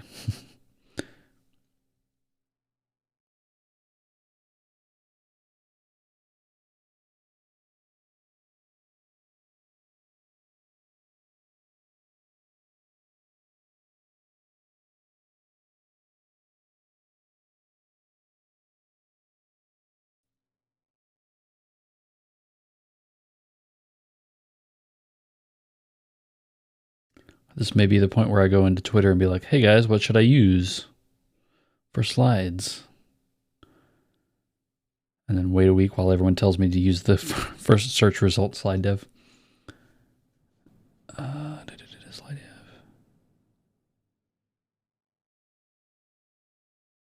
Our next group up is Slide Dev. Slide Dev has built a excellent teammates, India Amos, Alice Chuang, and Georgina Hoag. Once you're presenting with Slide Dev, everything you need is all in one place. while you're showing your slides, you can. Thanks, Lee. You know, this reminds me of just seeing the runnable code there. Livebook may be an option as well. Huh, okay, yeah. Now that I say that out loud, that might be a kind of a fun...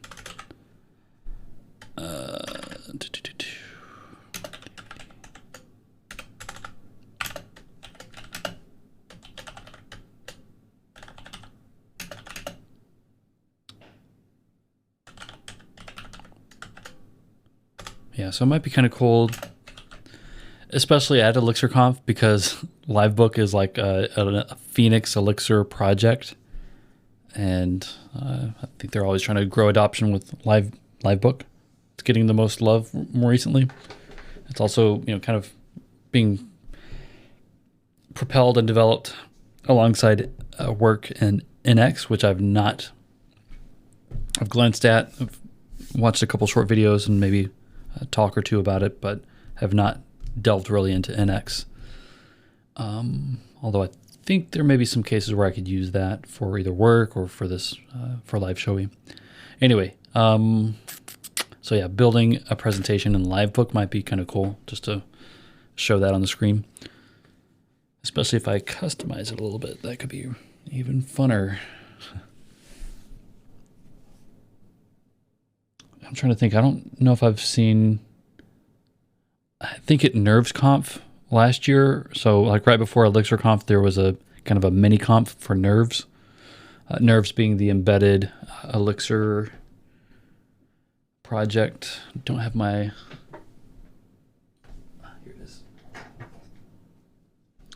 So I probably showed this before, but I've got a little Raspberry Pi Zero from last year's NervesConf.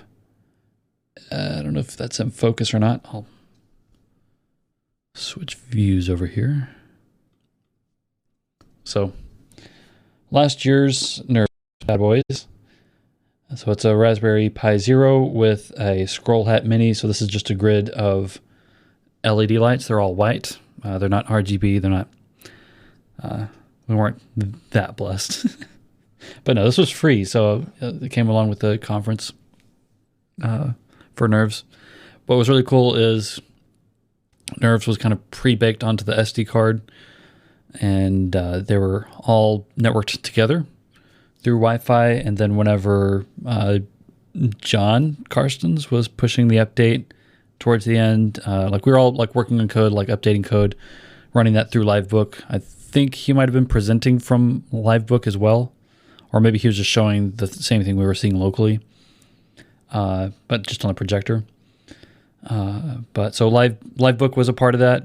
You could, like, Livebook was running on the Raspberry Pi device, and you would connect it to your laptop, join the network, or connect to it. I forget whether that was through Wi-Fi or USB. And then you would run code in the browser on Livebook, and it would update code on the device. Like you would trigger it to like update the firmware for the Raspberry. That was really cool. And then at the end, because they were already pre-networked together, and we didn't even know that, John pushed an update, and they all started showing like some animation. I think they were either synchronized together or just like at least showing the same animation. So that was cool. But all that to say that, like, yes, I think Livebook could either be a piece of the presentation, or I could maybe just do the whole presentation from Livebook itself, especially since if there's going to be a lot of code, like it might just be more convenient to do that. But I've not really done much with Livebook since NervesConf, so yeah, I might tinker with that a little bit. I could even do that today if I want to do more streaming. So let me think about that for a minute. See if there's anything else I want to do here.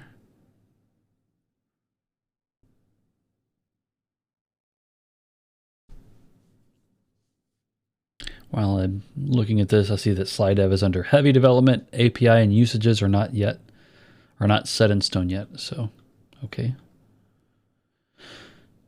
Good to know. Okay, so they got a theme gallery. That's cool.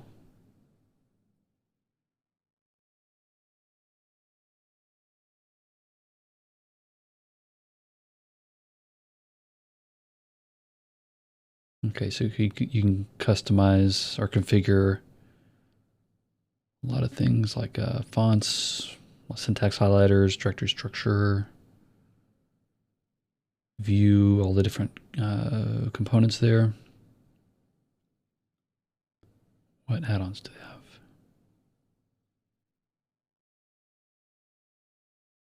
Okay, so those are probably just somewhere on npm.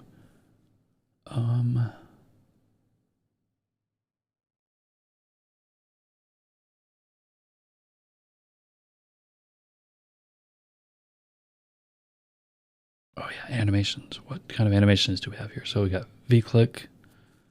These are how you trigger animations.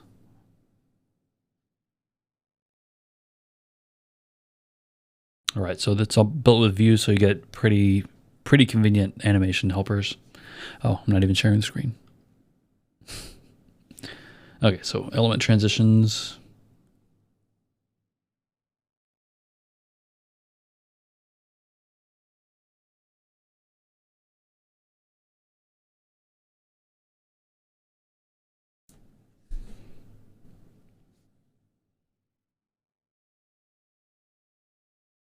Okay, so page transitions are not supported yet. Good to know.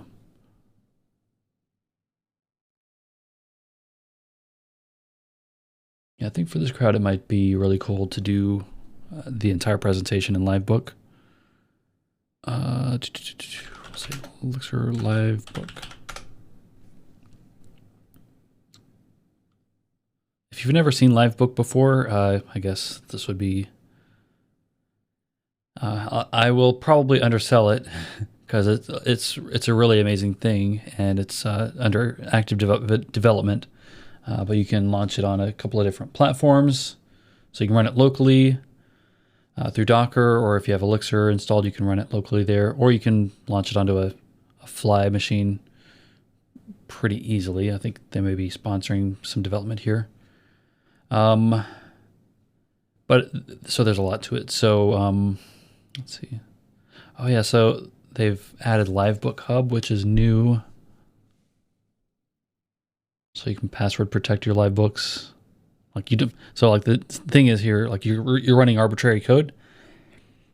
Typically, this is something you want to be available only to yourself if you're working on a project, or to your team, or if it's for an organization, you want it to be available only within the organization's infrastructure and not to the public.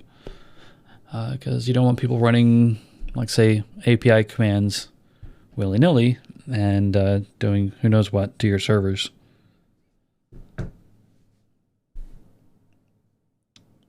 But that's cool. So they have a new hub option, which sounds like it would allow you to host your live books remotely or in the Livebook hub. But so it's not only useful for like running code snippets, like you can write a full Elixir module or even a script, or even just a little bit of arithmetic, and run it, and it will show you the results. But it can also print graphs in a bunch of different formats, and you can use it to, like, I think I've heard of people using Livebook to run like reporting queries and stuff, so that before you spend a bunch of money on like some external tools, or before you spend a bunch of time building a custom suite of tools, you can run SQL queries here, or run some Elixir scripts, whatever makes sense to do within Livebook. You could run that in Livebook, like before you upgrade to something more robust. And that works really well for small or constrained teams, I think.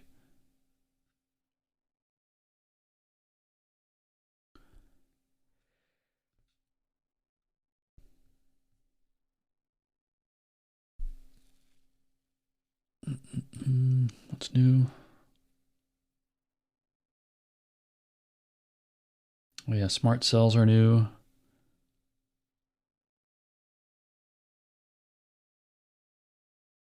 So, okay, so you can chart some data.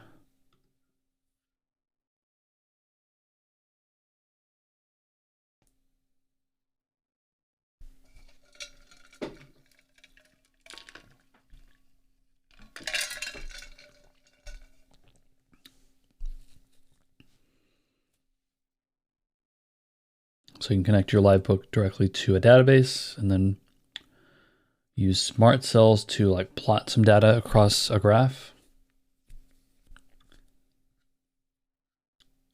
You can search for packages directly, so for like hex packages directly in Livebook. You get error highlighting, so if you have a typo, it will catch it for you. That's really cool. Mermaid diagrams. Okay, that's cool. Okay.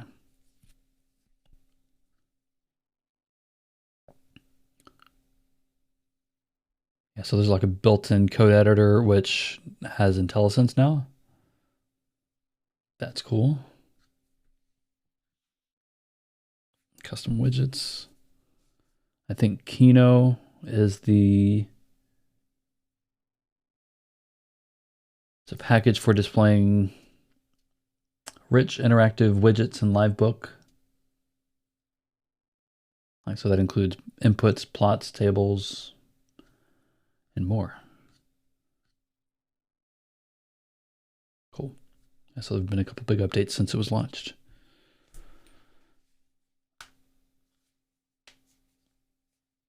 Let's see, what options do we have here?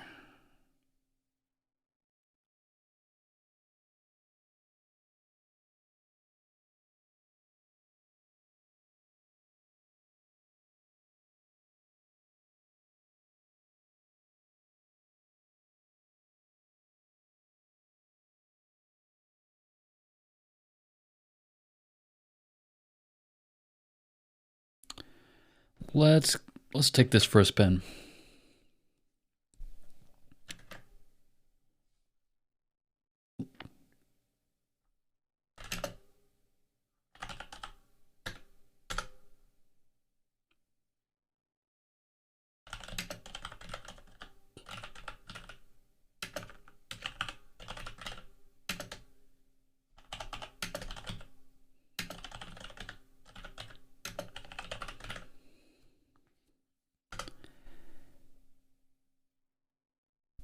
So I'm installing hex and rebar. Mix escript dot install hex livebook.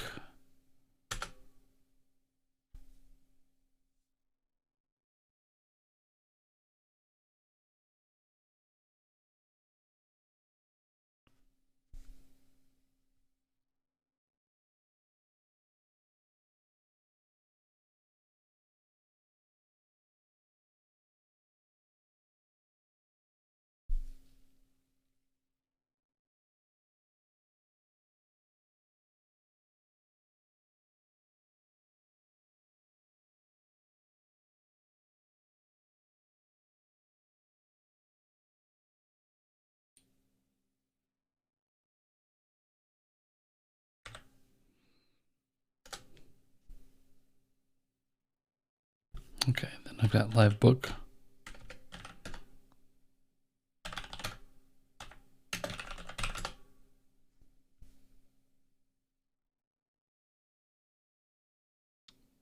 Mix escript install hex livebook. Okay, I did that.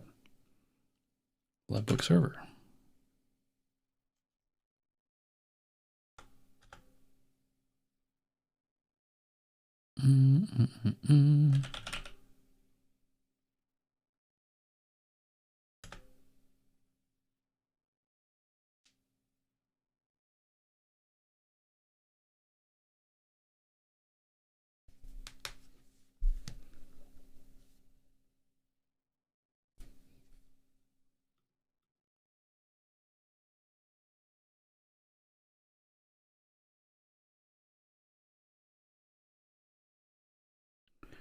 Where are the ducks?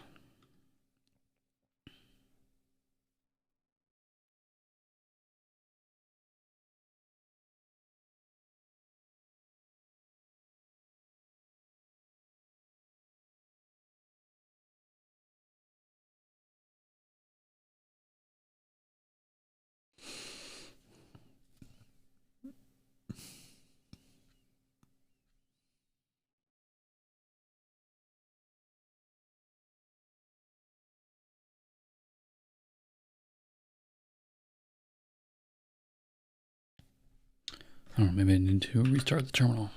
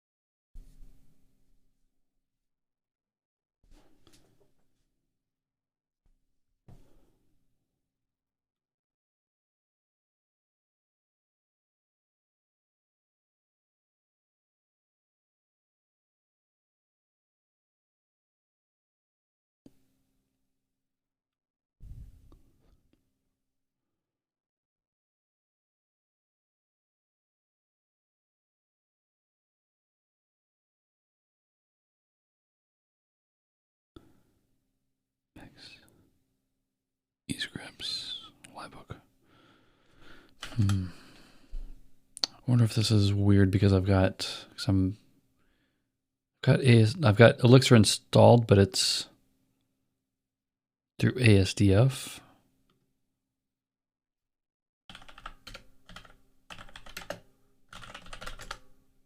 It's like my system's not even showing Livebook.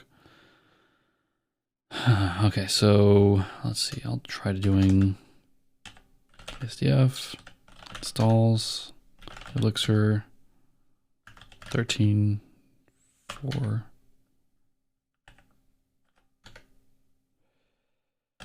Mix eScripts Livebook server. See, that's all it takes.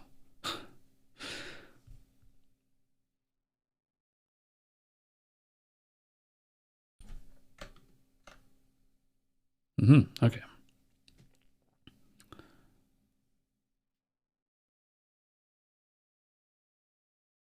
So maybe I need to add this to my ZSHRC.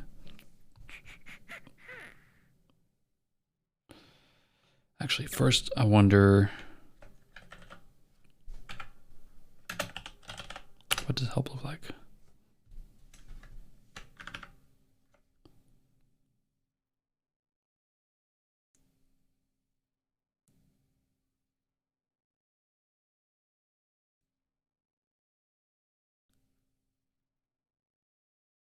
I got a decent number of options here. So an optional blah, blah, blah. Command line.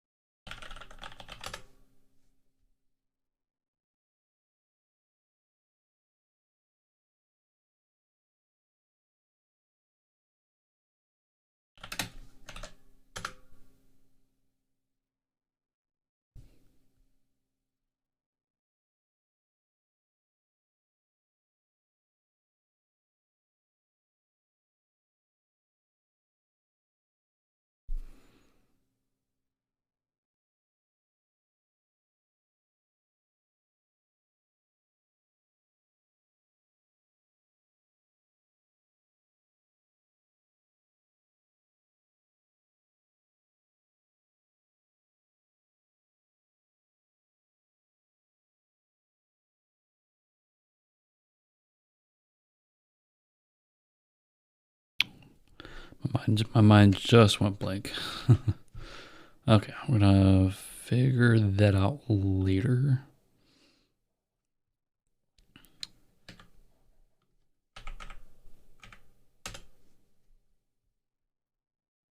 Okay, so anyway, I got LiveBook running here.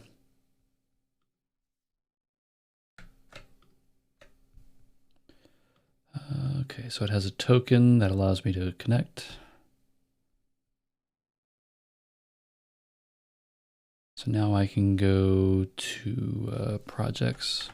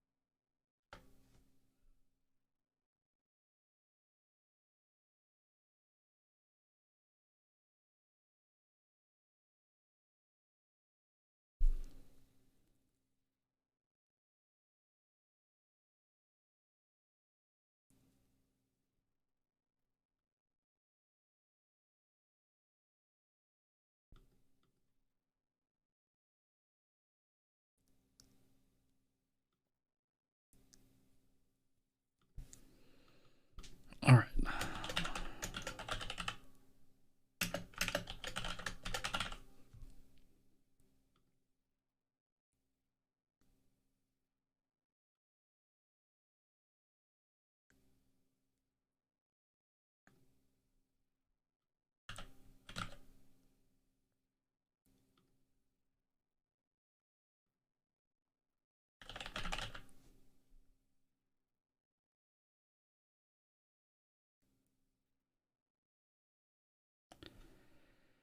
Do I want to make this a full Phoenix application? Maybe not.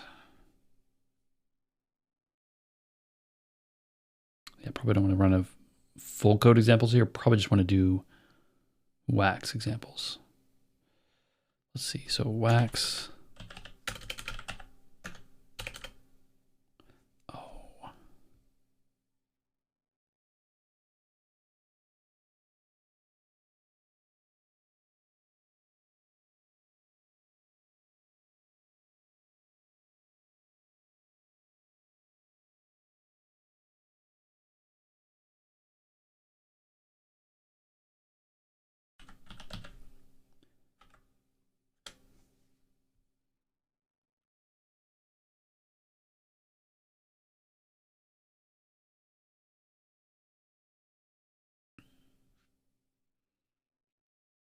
New registration challenge.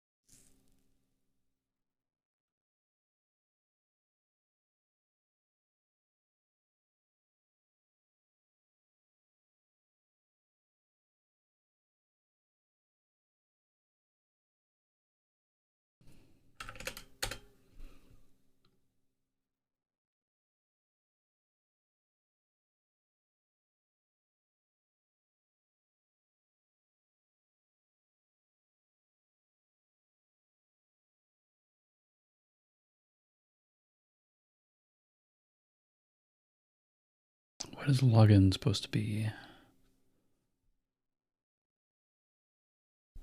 In this example, let's go to wax.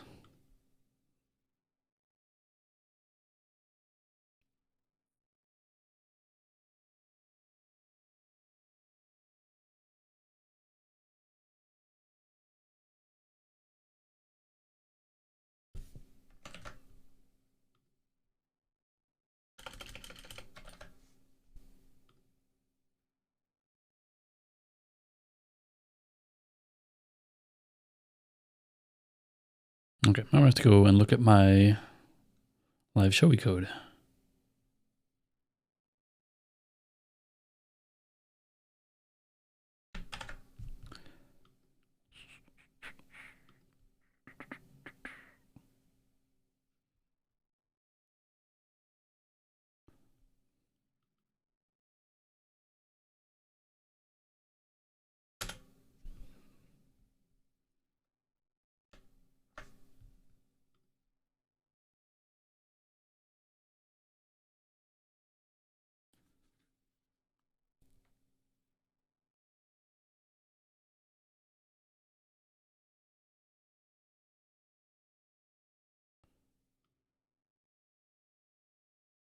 Okay, add a station, none, origin. That's probably supposed to be in quotes. And then RP ID auto.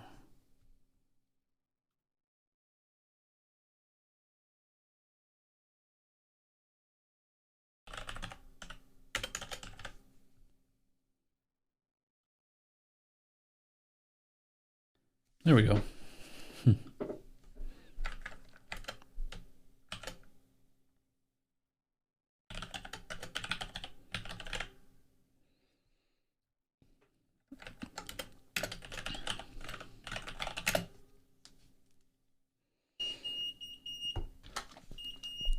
Pardon my medical devices for interrupting here.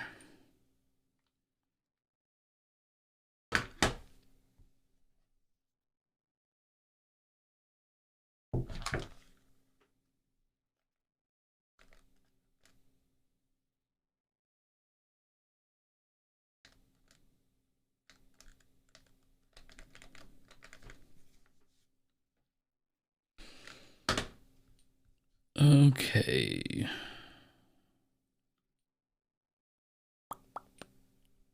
I know this is a thrill ride that you're on today.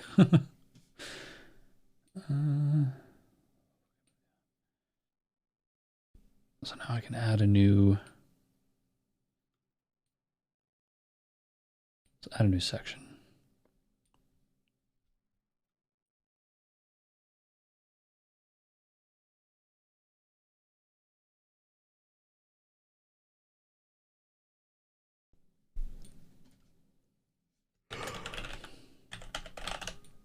I guess there will be introduction at some point.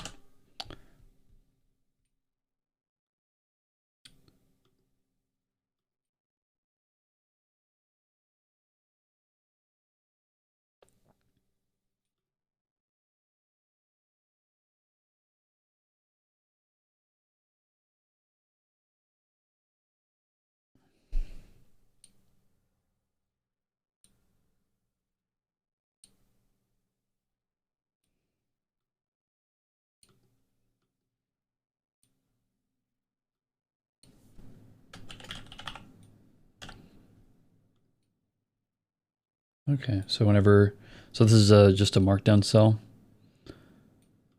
So I can just type in whatever text I want. This could be a list.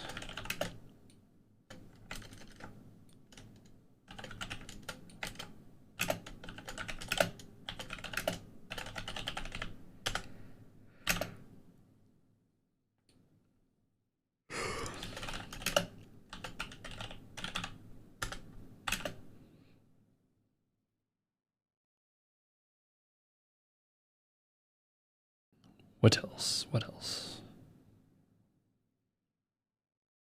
I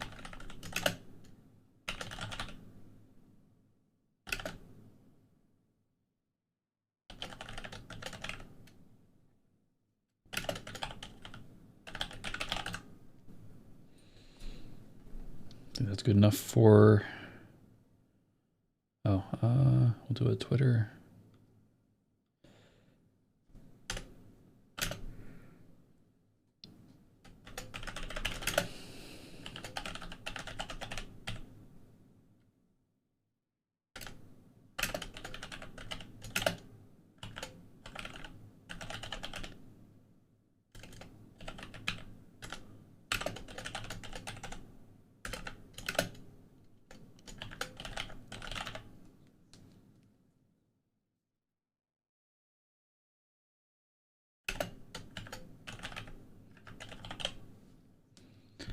Okay, that's good enough introduction section there.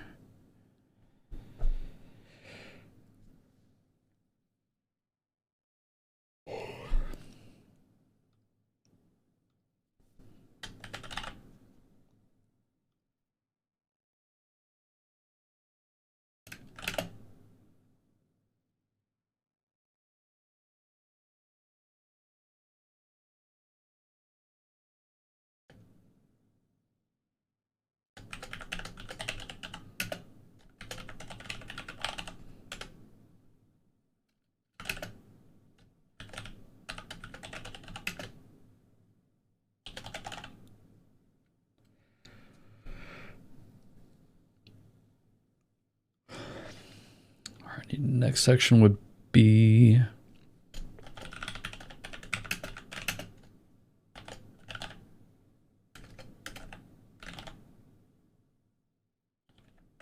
is that right? Obsolete. Okay.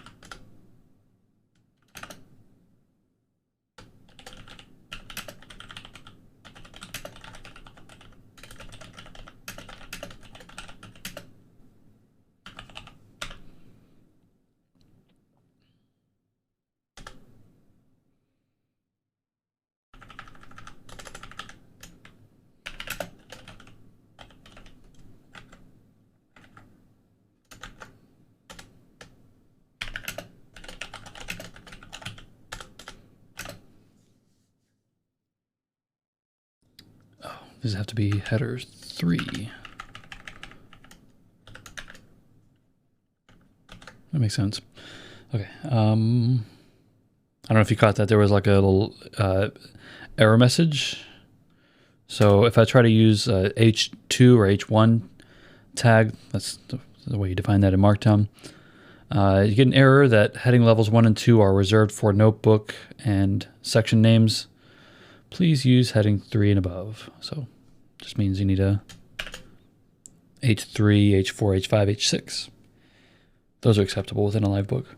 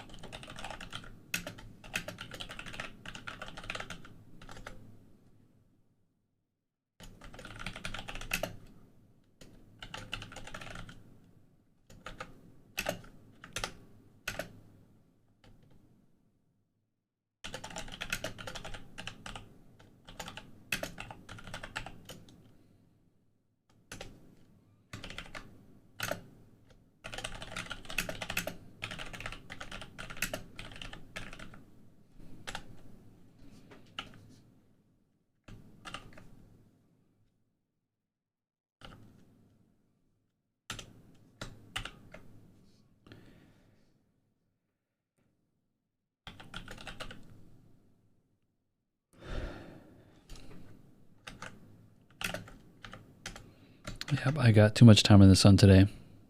A little bit wiped out at the moment. It's like GitHub.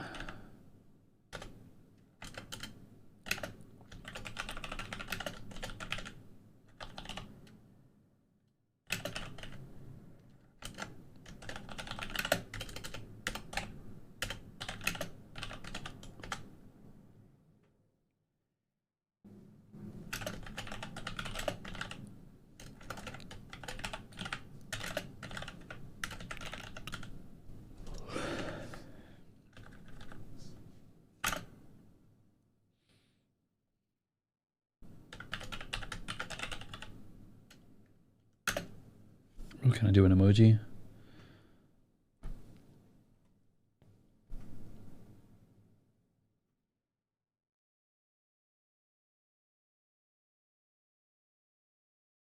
Yes. Guitar emoji for the win.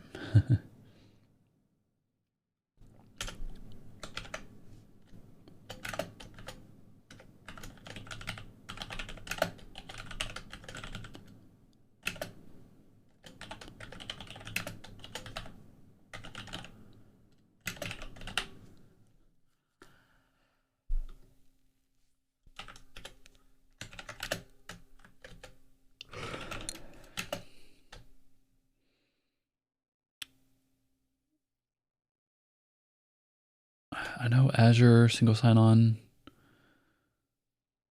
exists, I think, or it's like some kind of Microsoft.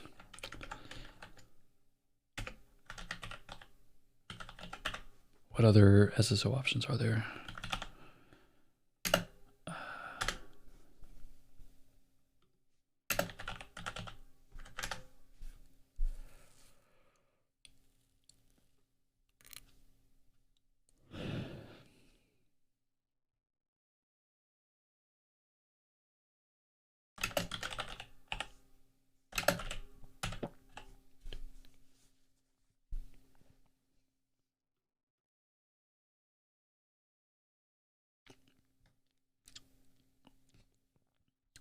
Okay. I think the one downside of using LiveBook for this is, of course, don't get a lot of animations unless I'm doing something with, I don't know if there's some feature I haven't learned about yet. But like for lists, I typically like to render one bullet point at a time so that so that the audience isn't getting ahead of me or like distracted by all the words on the screen. Like you want to kind of parcel out information as you're talking through it. I don't think without breaking every single bullet point into a separate thing, I don't think that would work here. Yeah, so I don't know if there's some way to like dynamically or like programmatically or like render these, toggle them in and out, that kind of thing, which would be really cool.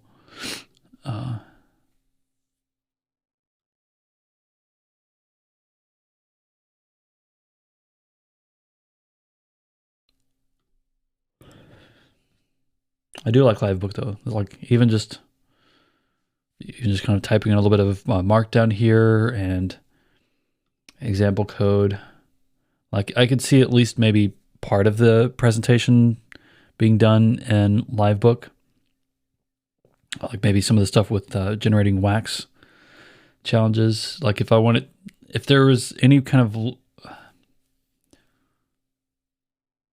I don't know. This might just make more sense as code snippets though on the slides. So TBD. I think I will reach out to Twitter and just be like, hey, look, what tools do we like to use for fancy developer-oriented slides? What are the options?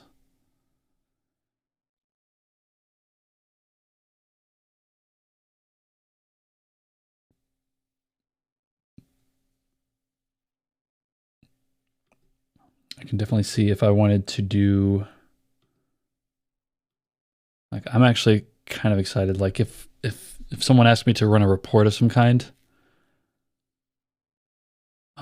especially if there's not like tooling already built for running the report or like making it reusable.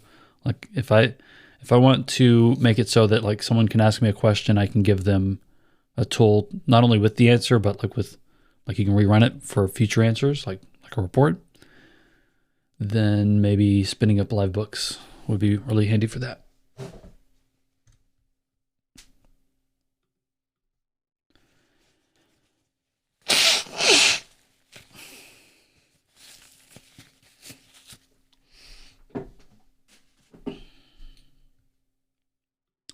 Okay.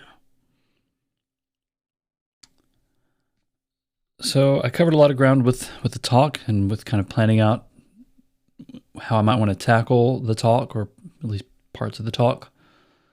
I think this will wind up as more of a traditional slideshow, at least for most of these sections or segments. But I will be playing more with Livebook just because it's kind of like a Zen kind of thing. Like you can just jump in here and start writing, and I see a lot of use for especially like documenting things internally for like teammates within a company or within an organization. That could be really helpful. Like I'm thinking of a couple of examples right now of like something like I don't know, say like a design pattern or like a way that I approach problem solving with Elixir. Instead of like just writing a bunch of text and asking someone to read it, or instead of like forcing everyone into a room to listen to a talk or something. Like if you want to make sure that people are able to kind of revisit this thing in the long term, but also like have a little bit of interactivity so they can tinker with it a little bit, then I think a live book makes a lot of sense for that as well. So yeah, I look forward to kind of toying around a little bit more with this. I also look forward to working more on Live Showy. I know this week is a little bit unusual, I think just because of just my energy level and everything, and I hadn't really planned deeply for what I was going to do on the live stream as far as Live Showy. So anyway, it's not a waste of time. I don't think I've got an idea of how I want to tackle the talk. Fingers crossed that it will be approved. It's like anytime I've explained or mentioned WebAuthn with LiveView, I've had people take interest. So hopefully this will be approved, and then I can share what I've learned about it so far.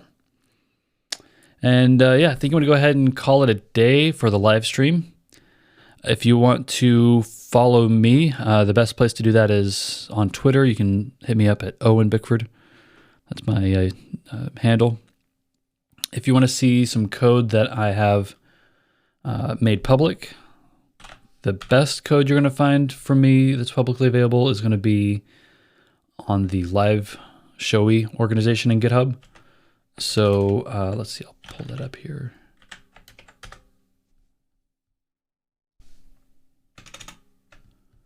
Shuffle these windows around over here, and then I'll share.